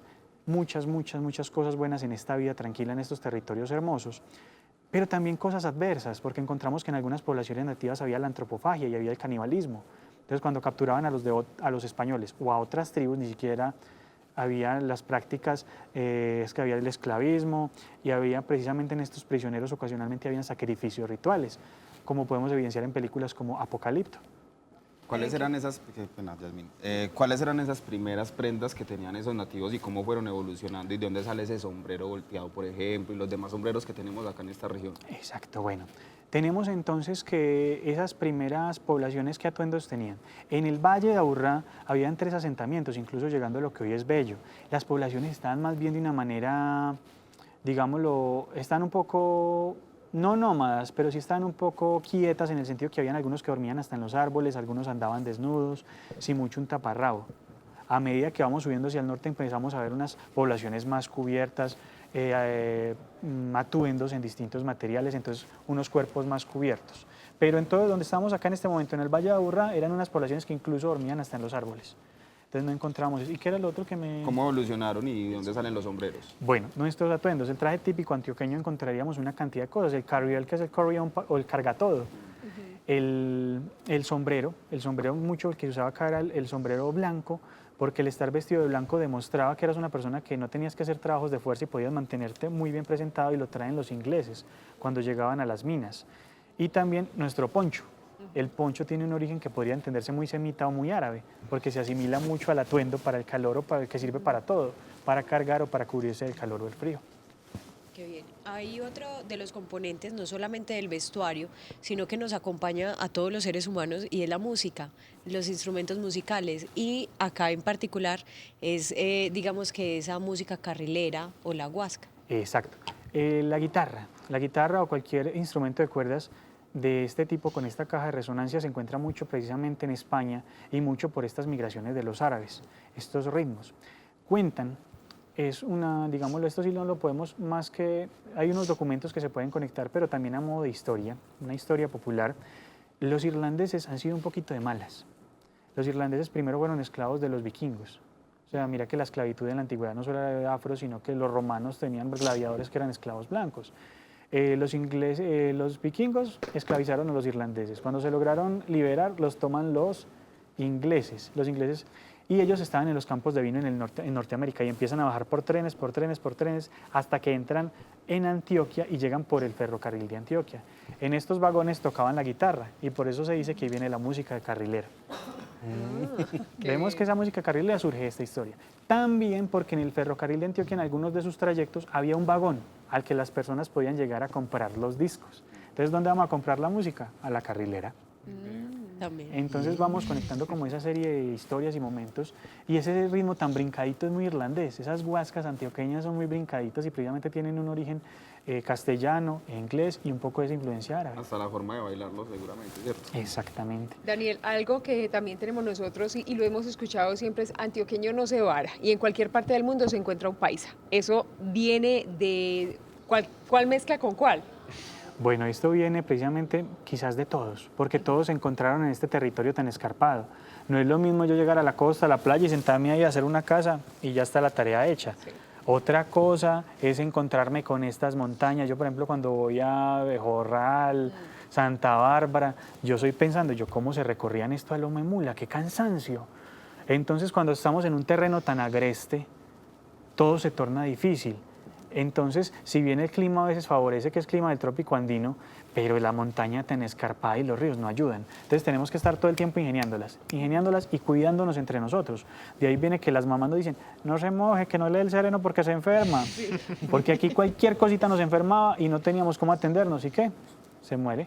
Entonces de ahí viene el estar alertas, el cuidarnos, el protegernos. De hecho, el escudo de Santa Fe de Antioquia que vemos que tiene unos murciélagos. El murciélago simboliza en la heráldica la capacidad de estar alerta. Estar alerta todo el tiempo para protegernos y cuidarnos porque el clima es agreste. Daniel, por aquí Ingrid Villa pregunta, hola, ¿de dónde nace la trova? ¿Eso es de acá o no es de acá? Bueno, la trova tiene, digamos, distintos orígenes, pero conectando y atando cabos, como hemos hablado de hace un momento, hablamos de guitarra, así que nos podemos remitir a la península ibérica. Y si nos vamos a la parte del País Vasco, de Euskadi, encontramos muy tradicional los cantos. Se le canta a los amigos, se canta con los amigos, incluso se discute con los amigos. Cuando vemos las canciones tradicionales del País Vasco, son muy similares a las trovas. De hecho, miremos algo tan particular, se habla del País Vasco y también se hablaba del País Paisa, sí, precisamente por esos ancestros en común que teníamos. ¿Y de dónde sale ese paisa? O sea, esa connotación, esa palabra, paisa. Es muy particular, porque es que incluso en italiano paisa traduce camarada, compañero. Hay distintas, digamos, historias acerca de este origen de los paisas, pero precisamente se habla un poquito de esa camaradería, de ese colegaje que existe. Seguro ya asociando de pronto con lo que menciona Yasmín, que muchas personas asocian este territorio con que es de gente más amable, más sociable, que recibe muy bien a las personas que vienen de afuera. Pues no sé, estoy aquí atando cabos como usted mencionaba. Excelente, y ese es el ejercicio. Ese es el ejercicio, atar cabos y mirar cada detalle. Cuando hablamos de esta hospitalidad, ¿de dónde viene? Vamos a mirar lo siguiente. Una vez hablaba con un profesor de historia antigua de esto, le hacía exactamente la misma pregunta y llegamos a tener en cuenta lo siguiente. Cuando vamos a Bogotá, a Cundinamarca, a veces uno pide una dirección y lo mandan para otro lado. Sí. Me ha pasado. Y yo preguntaba, ¿por qué era eso? Resulta que las tropas españolas que llegaban ahí llegaban, ¿qué hubo? ¿Dónde está el oro? ¿Dónde está el oro? Entonces, para quitárselos de encima, los mandaban para la primera montaña que veían. Entonces, de ahí viene el oito, vaya para allá. En Antioquia veníamos, era del otro rol. Estábamos, eran los españoles cuidándonos en estas montañas. Entonces, yo no lo puedo dejar ir a usted solo por allá porque lo cogen los nativos y suerte. Entonces, ¿qué hago? Yo te acompaño. Entonces, por eso es que el hábito, yo voy para tal parte, venga, se salen de donde estén y van y lo acompañan. Las mujeres tomaron muy bien la elección. Porque hasta el baño van acompañadas. Germán tenía una pregunta. Daniel, yo quiero que hablemos de religión. Es obvio que en estos pueblos indígenas había muchos dioses. Exacto. Y se viene a imponerle a esos pueblos el catolicismo y tenemos ingratos recuerdos de cómo se quería como imponer la religión a esas comunidades indígenas y tenemos que acordarnos también de la Inquisición y todas esas cosas. Se perdió mucho allí. Bastante. Bastante, porque como no habían algunas cosas documentadas, entonces empieza como a perder esos vestigios y que están en la memoria de algunos, pero cuando se empiezan a olvidar, por eso es rico de hablar de estos temas. Resulta que, por ejemplo, de las poblaciones afro, vamos a entrar con la parte afro, ellos consideran sagrados todos los fenómenos naturales. Por eso tú vas a una población afro y tienen una cantidad de dioses, el dios del fuego, el del trueno, el del frío, el del calor, el del... Por ejemplo, hablan del sol, de la luna, de las estrellas como deidades, las montañas, los mares, los árboles, que ellos cuidaban mucho la naturaleza. De hecho, ahí viene la figura de Maú y Lisa, que eran dos dioses africanos que llegaron. O cuando han visto, las poblaciones afro en la diáspora se van a las costas y en las costas con los restos de las embarcaciones hacían instrumentos y empezaban a tocar. Y empezaban a tocar, y ustedes han visto que viva Chango, que viva Chango. Chango es una deidad africana. Babalú, y le cantaban Babalúa con la intención de volver a su tierra. De la parte nativa tendríamos también esa figura de los cultos ancestrales y los cultos solares, que rendían mucho culto al sol, a la luna y a los elementos. En la parte hispana tenemos que tener en cuenta ese contexto español. Para 1492, que es la llegada del encuentro de los dos mundos, recientemente había terminado la reconquista de España, porque es que España no solo llegó acá, a ellos también se les metieron los árabes. Entonces, después de esa confrontación, quedan dos bandos con unas diferencias religiosas muy marcadas. Tenemos por un lado los musulmanes y tenemos por otro los moros, que se les decía en ese entonces, y tenemos por otro lado los católicos. Y esos católicos se paran en Europa y frenan la avanzada árabe. Luego estos hijos se vienen para Antioquia y aún conservan precisamente esos regazagos de esa fe. Y por eso en los pueblos la gente tan católica, tan tradicional y con esas bases, porque sus abuelos habían peleado en esa reconquista española. Daniel, de pronto ahorita ya asociándolo mucho con lo que mencionaba Germán del tema de la religión, que no sé, uno de pronto no lo ve en otras culturas, que acá uno veía a las abuelitas, eso llenaban el cuarto de todas las imágenes religiosas habidas y por haber, y hacían una cantidad de altares. ¿Eso lo traemos, no sé, de alguna parte? Bueno, todas estas manifestaciones y representaciones fueron formas en que, como decías ahorita, que la iglesia fue llegando a los territorios. Entonces, si bien traíamos unas costumbres nuevas, también cogíamos unas propias y las transformábamos. El Día de las Velitas, por ejemplo. El Día de las Velitas es una tradición celta, que es la fiesta del fuego, en que yo voy a la casa de mi vecino y le regalo una antorcha o le regalo una vela, como símbolo de regalo de la luz, de la fuente que es el fuego. El árbol de Navidad. Los celtas tenían una vez al año, cogían un árbol y lo decoraban, dándole gracias a la naturaleza por todo lo que habían recibido. Luego esto se transforma y tenemos nuestro tradicional árbol de Navidad. Tenemos también costumbres que son tradicionales, tenemos santería, pero también tenemos figuras quizás arquetípicas de representaciones, porque los nativos tenían muchos símbolos y colgaban esto acá y disponían unos alimentos y unas ofrendas y unas figuras y unos grabados y unas pinturas. Entonces esa conexión entre esos dos mundos, y tenemos la abuelita que está sentada ante unas velas, unos cuadritos y con una camándula en la mano. Bueno, nosotros somos dicharacheros, exagerados, nos gusta el juego, pero digamos que eso viene de los nativos, sobre todo el cuento no solamente de estar mercadeando por el trueque y todo eso, y que ya con otras mezclas que usted ya ha mencionado, pues obviamente hacen parte de nuestra cultura, pero eso de ser exagerados, porque aquí no es un taco, por muy poquito que sea, aquí es un taco de Barbosa a Caldas, o sea, así y más exagerados. Exacto, somos exagerados y todo nos da pena. Ay, no, qué pena esto, vea, pero qué pena esto, usted Sí. se va a así. Pues resulta precisamente que todo esto viene de estas poblaciones y todas estas formas de pensar son adquiridas. Y la forma en que nos expresamos, si bien va más a la parte de los vascos. Tú te ves con una amiga, un ejemplo, en la universidad o en el trabajo. Llegas por la mañana, hola, ¿cómo estás? Esta cosa. Sí. Te la encontrás 2 horas después. ¿Qué más pues? ¿Cómo vas? Sí. Las veces que nos saludamos con esa euforia. Esto es muy de los vascos. Cuando tú llegas a un bar en el País Vasco, hola, ¿cómo estás? Se saluda con mucha alegría, porque es como si hace tiempo no nos viéramos. Sí. Mientras que cuando la población nativa, ¿cómo le va? Tranquila. Sí. ¿Por qué? Porque el clima me hizo así, no expreso más de lo necesario. Si bien soy muy tierno y muy querendón, no me excedo en esas expresiones. Bueno, Miguel. Muchas personas afirman que lo peor que le pudo pasar, digamos, a esa población indígena es que los españoles hubiesen llegado. Se habla que unos preferían que pronto hubieran venido los ingleses, los portugueses. Esas afirmaciones, ¿qué se puede rescatar de eso? De pronto, si los ingleses hubieran venido, ¿qué tanto hubieran traído? ¿O no hubieran sido tan malos con los españoles? Algunos dicen que los ingleses mataron a los indígenas americanos. Entonces, ¿hasta qué punto se puede afirmar esa hipótesis? Primero estaríamos hablando inglés. Exactamente, y estaríamos con la economía en el piso como lo está Haití. Entonces, sacar conclusiones. Tenemos lo siguiente, tenemos que ahora mismo no estamos hablando ni en mandé ni en embera, sino que estamos hablando en castellano, nuestro español con la ñ, que es el de nuestros ancestros. Si bien no se debe mirar como buenos o malos, sí podríamos decir que esto fue una colonia, la colonia española. Si yo tengo esclavos, yo a los esclavos no les construyo ni iglesias ni universidades. Y la corona española nos trajo los hospitales, nos trajo las iglesias, nos trajo las universidades. De hecho, el que saludemos de mano, el que vistamos, el que nos sentemos a la mesa y usemos cubiertos viene de nuestros ancestros españoles.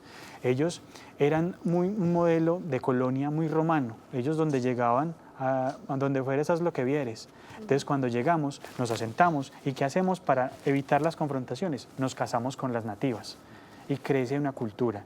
Entonces hay una cantidad de historias que hablan mal de los unos o los otros, pero del ancestro español podemos sentirnos orgullosos de que fue uno de los imperios más grandes y que mucho de lo que hacemos y que hablamos, como decía el poeta Jaime Jaramillo Escobar, uno de los idiomas más hermosos del mundo, lo debemos a ellos.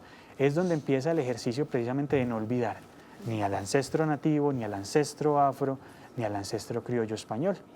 Y creo que fue en gran parte un cambio muy interesante, porque es que pasamos de vivir con taparrabos debajo de un árbol a convivir en sociedad y aprender unos modelos educativos muy interesantes que trajeron Occidente a América. Y si vemos, aquí todavía quedan indígenas, mientras que en Norteamérica los ingleses los acabaron a todos. Acaban poblaciones enteras de búfalos casi llevándolos a la extinción para que los nativos no tuvieran que comer.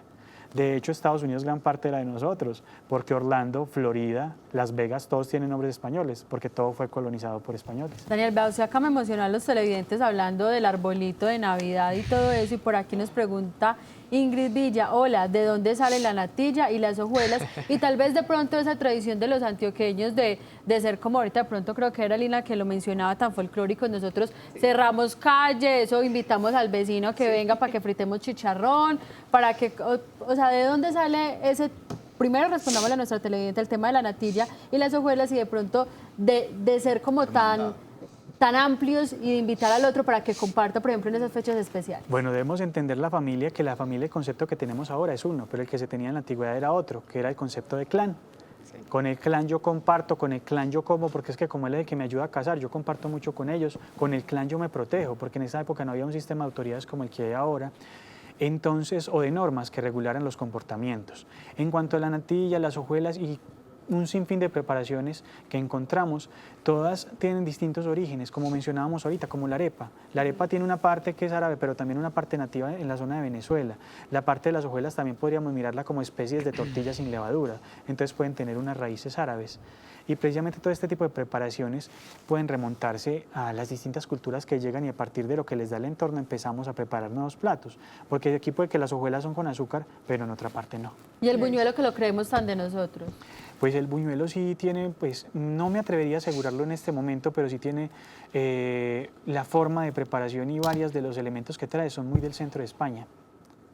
Y son preparaciones muy rápidas. Bueno, nos vamos a ir a un corte de comerciales, pero ahorita regresamos con más dudas de nuestros televidentes y a seguir hablando de este tema.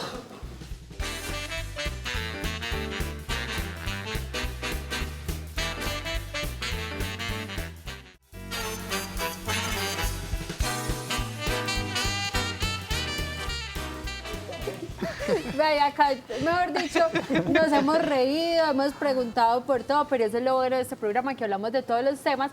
Y antes de irnos a comerciales, Germán tenía una pregunta. Yo tenía una pregunta que tenía que ver, Daniel, con las familias numerosas, porque es que allá no se le negaba a los hijos en esa época porque eran familias de 15 hasta 20 hijos y contando. Ahora ha cambiado mucho eso en las familias colombianas. Ahora pero un perrito.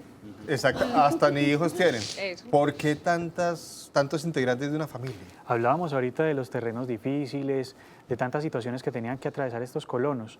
Entonces éramos muy pocos y teníamos que cuidarnos. Y cuando las especies, partiendo desde la biología, se ven reducidas en número, lo que tienden es a aumentar su población. Entonces las colonias tenían ese llamado a tener familias numerosas para poder sostenerse, colonizar, mantener los territorios y protegerse. De ahí vienen mucho también, como decíamos, esa figura que era antes el clan. Ahora hablamos de unas familias pequeñas, pero antes se hablaba de un clan, de unas familias muy numerosas. En el caso del oriente antioqueño que se vio mucho. Hay una familia por la que siento un gran aprecio, que es muy tradicional, y es la familia Arbeláez, que venían de un palacio en España, que era el Palacio Arbeláez. Y ellos llegan dos hermanitos solitos, y en este territorio tan vasto, ¿qué hacemos? ¿No? Vamos a empezar a poblar esto. Y ya se crea la familia Arbeláez y se cuenta que en uno de sus encuentros de las familias llegan más de 500, entre tíos, sobrinos, hijos, nietos y una cantidad de familia.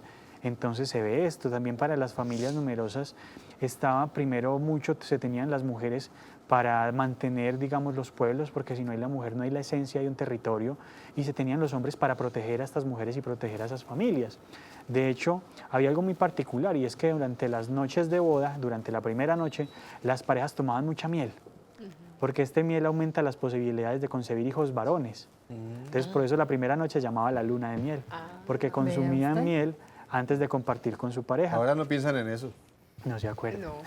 O sea, que vamos a tener que invitar de pronto a los papás que cuando tienen hijas, por ejemplo, en mi casa, casi todas somos niñas, en mi familia, les faltó miel. Se les olvidó. Hay que decirles que poquito de miel. Usted ahorita nos proponía un tema y bastante interesante, y es porque tenemos de pronto algunos rasgos físicos que nos diferencian de otras culturas y de pronto de otras regiones. Exacto, hay un libro muy hermoso, se llama De cómo se formó la nación colombiana, de un gran ministro que fue don Luis López de Mesa. Este libro muy recomendado nos cuenta cómo se dio precisamente esa población, ese mestizaje en las regiones, y cómo a partir de cada ancestro que llega se forman unos rasgos. En el caso de Cundinamarca, que fue el hispano-chipcha, una persona muy bien presentada, muy bien vestida, y ahí viene lo de cachacos. Teníamos unas poblaciones muy bien puestas, que mantienen muy organizadas, y encontrábamos que había una boca de un tamaño alargado, unos labios largos, una boca grande, que hacía referencia a un ancestro chipcha. Mientras que en Antioquia encontramos una boca más pequeña que hace una referencia a un ancestro español. El grosor de los labios, unos labios gruesos denotan un ancestro afro, unos labios pequeños y pulidos denotan un ancestro europeo. En España es muy frecuente la boca delgadita, y si vamos al oriente antioqueño encontramos mucho este tipo de boca. La barba que era un gen europeo y un gen árabe, precisamente se hace para adversidades climáticas. Encontramos también las caderas anchas. La cadera ancha viene de la población afro y la población nativa, que es con fines de resistencia, pero también con fines de aumentar las posibilidades de procreación. Encontramos la nariz grande en algunos pueblos de Antioquia, unas narices muy grandes. Si es una nariz aguileña, es decir, como hacia abajo, encontramos que eran narices que vienen del Medio Oriente, de las poblaciones árabes, porque aprovechan el aire que es más denso en los desiertos. Tenemos una nariz recta que es europea y del norte de Europa, unas narices pequeñas que vienen de los climas fríos, porque nos dan más tolerancia al clima frío. Tenemos también las orejas, tenemos distintos tamaños, y se rescata un gen particular que es el del lóbulo. Un lóbulo alargado o grande demuestra un gen dominante, mientras que los lóbulos pegados son genes recesivos. Entonces vemos también en las manos, en la nariz, en la frente. Vemos cómo se conserva. Esto lo encontramos en algunos documentos de don Manuel Uribe Ángel, cuando analizaba la población antioqueña, y él hace casi 100 años o más decía cómo iban a ser las poblaciones de Antioquia en este entonces, porque él decía, es muy poco probable que dejen de haber migraciones, y las poblaciones de la costa, lo que estamos viendo ahorita, están empezando a desplazarse, y las de otros países. Entonces se crean unos nuevos rasgos, por así decirlo. De ahí surge la importancia precisamente de reconocer esas diferencias, de valorarlas, de protegerlas, como colombianos que somos. Y es el llamado a todos los departamentos a conocer, cuidar su historia, porque ahí vienen muchas de nuestras tradiciones. Daniel, por aquí una de nuestras televidentes, Lucinés Gutiérrez Mosquera, dice: podemos decir que la gente del Oriente desciende directamente de los españoles sin tener mezcla indígena. ¿Eso es verdad? Bueno, muy buena pregunta. El Laboratorio de Genética Molecular de la Universidad de Antioquia y su estudio del proyecto Candela con una universidad francesa recientemente encontró que en poblaciones antioqueñas se llegaba a encontrar hasta 86% de europeo. Cuando hicieron algunos censos y análisis de sangre, morfológicos y de melanina, es decir, tono de piel, encontraron habitantes, vecinos del barrio de Belén, que tenían 90% españoles. Han pasado más de 200 años y todavía encontramos poblaciones. Lo mismo con la población nativa. Se han encontrado poblaciones nativas que están casi con la línea directa. La población afro, hay muchos de la población afro que conservan esa línea africana intacta. Entonces, qué tan bonito que después de tantos siglos pueblos tan antiguos se conserven. Entonces, en la parte del oriente llegan precisamente lo que hablábamos de el León de Río Negro, entran esos colonos y nobles españoles, llegan caballeros, porque es que no solo llega gente mala, sino que llega gente muy buena, trabajadora, y llegan unos nobles encargados de mirar esos territorios, como lo que fue la concesión Villegas en Abejorral y Santa Bárbara. El virrey manda a unos terratenientes españoles a que hagan las parcelaciones, dividan la tierra, o lo que pasó aquí en el Parque del Poblado, que don Gaspar de Rodas queda el poblado de San Lorenzo de Aburrá, de ahí viene el nombre del poblado, porque eran las poblaciones para los nativos, se les entrega tierra a ellos. Daniel, le cuento que se nos acabó ya el tiempo acá, nos cogió la noche, agradecerle. Y para los que están preguntando, él es Daniel Ramírez, historiador, y para despedirme, me voy a despedir con este comentario que nos hace Carlos Alberto Pérez, y él dice: gracias, señores de la mesa, por promover un programa como el del día de hoy para aumentar y promover la cultura general de nuestra sociedad, que de verdad ya no se cultiva y le toca a uno escuchar mucha barra basada por ahí. Gracias, más programas así, por favor, seguramente vamos a tener muchos programas como este. Agradecerle por acompañarnos el día de hoy. Qué gusto, un saludo y muchas gracias. Bueno, y así nos despedimos, y a continuación sin duda vamos a tener mucha más información en nuestro noticiero.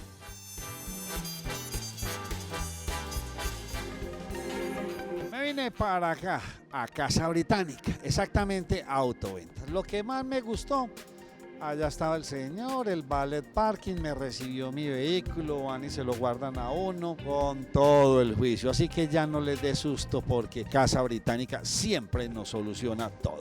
Pero lo mejor es que se viene otro Autoventas con grandes sorpresas, con personal especializado detrás de toda esta operación. ¿Y quién mejor para hablarnos de todo esto que la doctora Miriam? ¿Cómo me le va?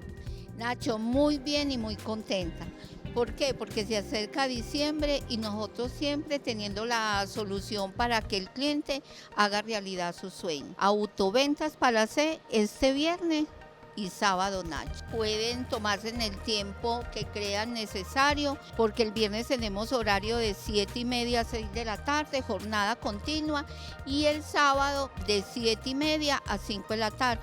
Entonces, con toda la tranquilidad pueden venir a escoger el carro que necesitan. Miriam, hablemos un poco de las personas, de todas aquellas que están detrás de toda esta operación. ¿Quiénes trabajan aquí? ¿Con qué áreas podemos contar? Vea, Nacho, el cliente viene aquí y aquí lo encuentra todo. El cliente no se tiene que mover para nada. Encuentra, primero que todo, usados multimarca, de todos los presupuestos, toda la marca. Personal, nuestros asesores comerciales, que son profesionales para encontrar y darle solución a la necesidad que tiene el cliente en su vehículo. Tenemos peritaje con peritos especializados donde van a revisar el carro que usted puede entregar como parte de pago. Tenemos el área de financiera, tenemos el área de los seguros, tenemos el área que llamamos de retoma, donde el cliente que desea venir a vender su carro lo puede dejar y lo van a recibir. Nacho, encuentran todo aquí. Y lo más importante, que lo recibimos con tanto amor y tanto agrado. ¿Por qué? Porque necesitamos que el cliente se vaya feliz. Indiscutiblemente aquí en Casa Británica usted encuentra la mayor variedad de vehículos. Estamos hablando de mucho más de 150 vehículos que manejan continuamente en el portafolio, de todas las marcas, de todos los precios. Y lo mejor es que usted se viene para Autoventas y trae su vehículo usado y lo puede cambiar por otro usado, no importa la marca. Sí, Nacho, no importa la marca, retomamos todos los vehículos de todas las marcas y todo carro va a tener su precio. Aquí no le decimos a un cliente no lo retomamos, aquí a un cliente le decimos, le retomamos su vehículo y sentémonos a negociar.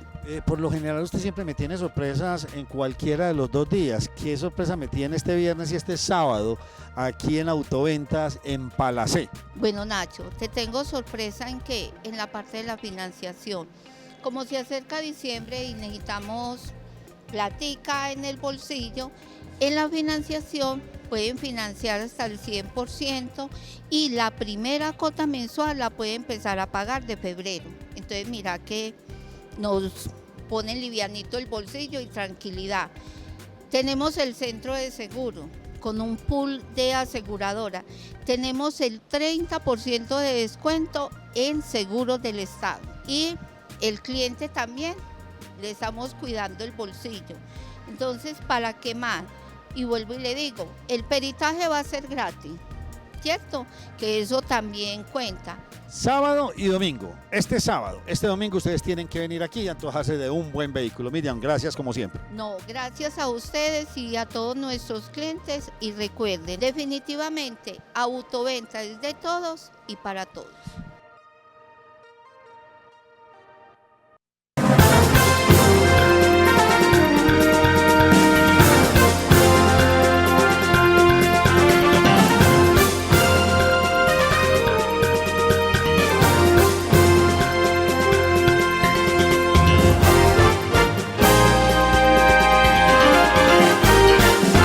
¿Qué tal? Buenas noches, soy Germán Mendoza, bienvenidos a Cosmovisión Noticias. Mucha atención, un ataque sicarial cerca al parque del municipio de Sabaneta en Antioquia deja a una persona muerta y una herida. Según versión de las autoridades, las víctimas de este ataque serían 2 trabajadores de una discoteca. En las últimas horas se registró un atentado en el municipio de Sabaneta que dejó el saldo de una persona muerta y otra herida.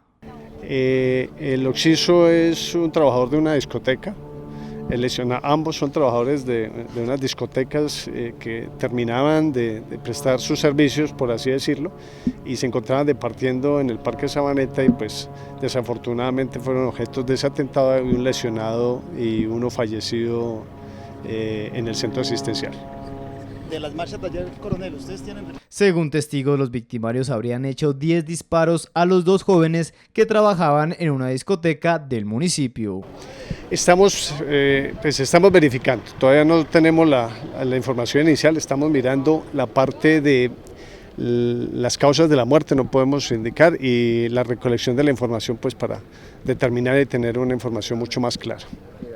Las autoridades están en alerta, pues en la última semana en Sabaneta se han evidenciado 3 muertes violentas y no se han generado las capturas correspondientes. En las últimas horas en la ciudad de Medellín se registraron 2 nuevos casos de fleteo. También investigan las autoridades el caso de un motociclista que se desplomó cuando se movilizaba en su vehículo en el barrio Castilla. Al llegar al hospital donde era atendido, los médicos descubrieron que tenía una herida de bala. Las investigaciones apuntan a establecer si esta persona era o no un delincuente involucrado en un fleteo. Realmente en el sector de Caribe, en el sector de Castilla, pues se tiene conocimiento de un hombre que en primera instancia pareciera accidentado en vía pública, tenía una motocicleta, es trasladado al centro asistencial donde llega pues sin signos vitales y donde se evidencia que tenía realmente una herida por arma de fuego en la espalda. Este sujeto tenía en su poder un arma de fogueo y tengamos cámaras en la ciudad atentas precisamente a esta situación en donde los criminales quieren pasar por encima de los bienes de los ciudadanos, afectando violentamente por supuesto su integridad para arrebatarle las pertenencias por las que trabajan estos cobardes. Digamos que su único visión de la vida es arrebatarle lo que los otros han conseguido y tenemos que seguir atacando. Se han presentado unos casos que quedan registrados en cámaras y que por supuesto nos permitirán, digamos, llegar a la captura como lo hemos hecho con los demás casos de fleteo. 15 encapuchados individualizados y un menor de edad conducido por la policía dejaron las marchas de protesta que se llevaron a cabo ayer en Medellín. Luego de los disturbios de la tarde de ayer en los alrededores de la Universidad de Antioquia, la policía indicó que luego de las manifestaciones fue conducido un hombre que fue sorprendido a través de las cámaras de seguridad cuando intentaba ingresar a las instalaciones del campus con algunos elementos explosivos y que serían usados para atentar contra agentes del SMAT. Pues mire, de varios hechos de individualización que tenemos en el territorio, sobre todo en este tipo de espacios donde hay unos individuos que empiezan a tirar piedras, encapuchados y demás, y que luego son individualizados, se descubre que no son estudiantes. Y esto es importante mencionarlo toda vez que, digamos que detrás de esto lo que tiene que haber es algo muy diferente.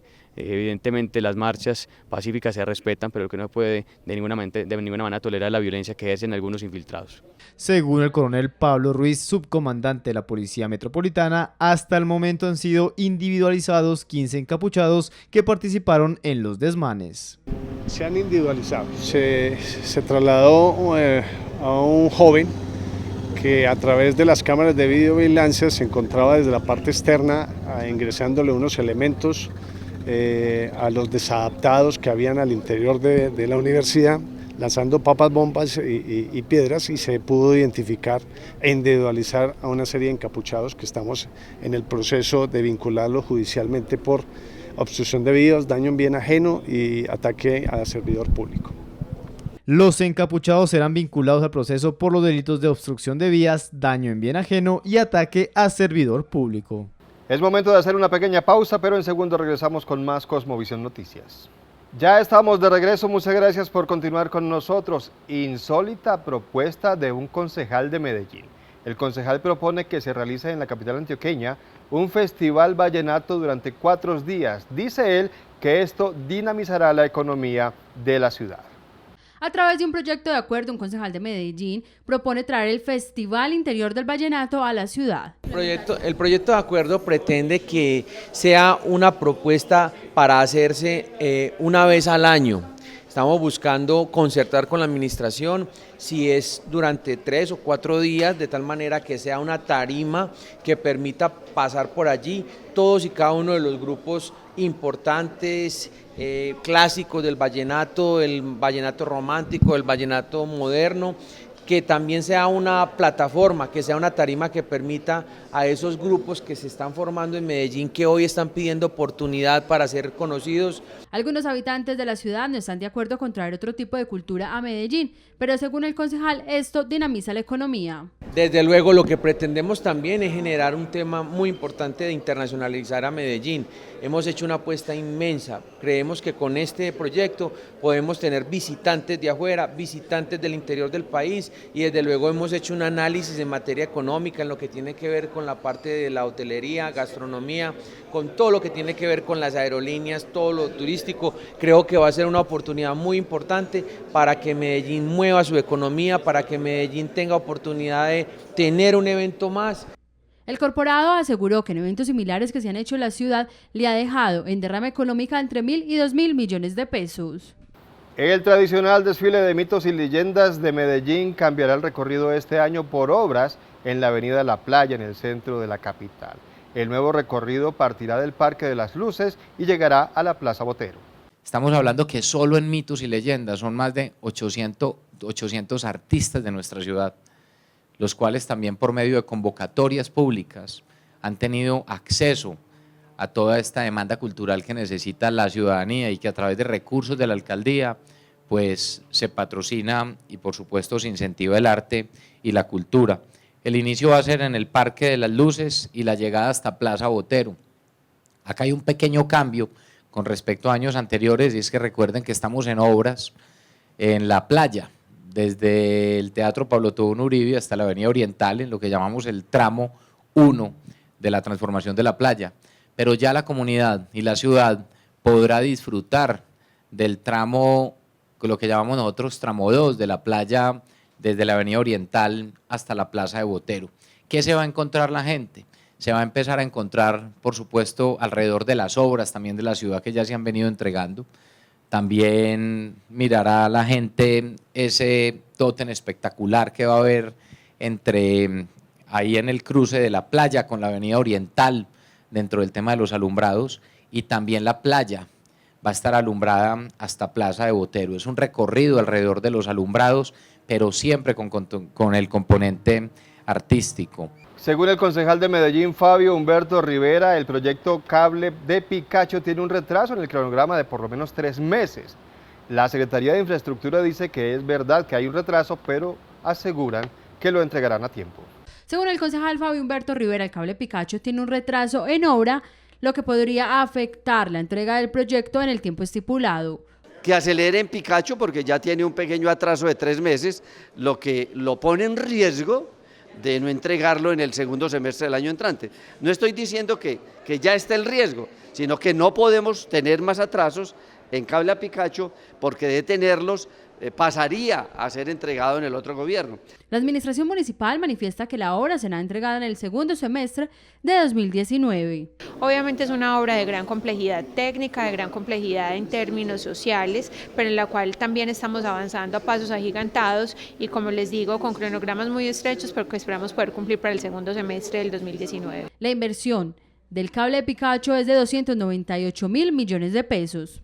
Nada que se supera la crisis en el sector textil confección en Medellín. Por eso ahora le apuestan al mercado en línea que busca dinamizar las ventas. Es un sector que no ha madurado lo suficiente en el conocimiento de este tipo de mercado. Por eso hoy nos encontramos reunidos con ProColombia buscando articular estrategias que nos permitan fortalecer estas estructuras de exportación y hacer que el sector crezca a nivel internacional. Una de las primeras estrategias que estamos planteando en el día de hoy es la parte digital, la parte virtual.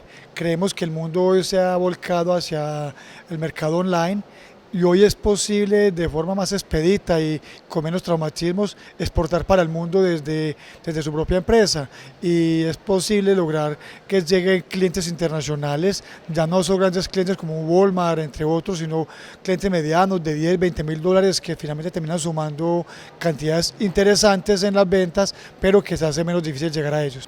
Y así llegamos al final de esta emisión de Cosmovisión Noticias. A todos ustedes muchas gracias, les deseamos un feliz fin de semana.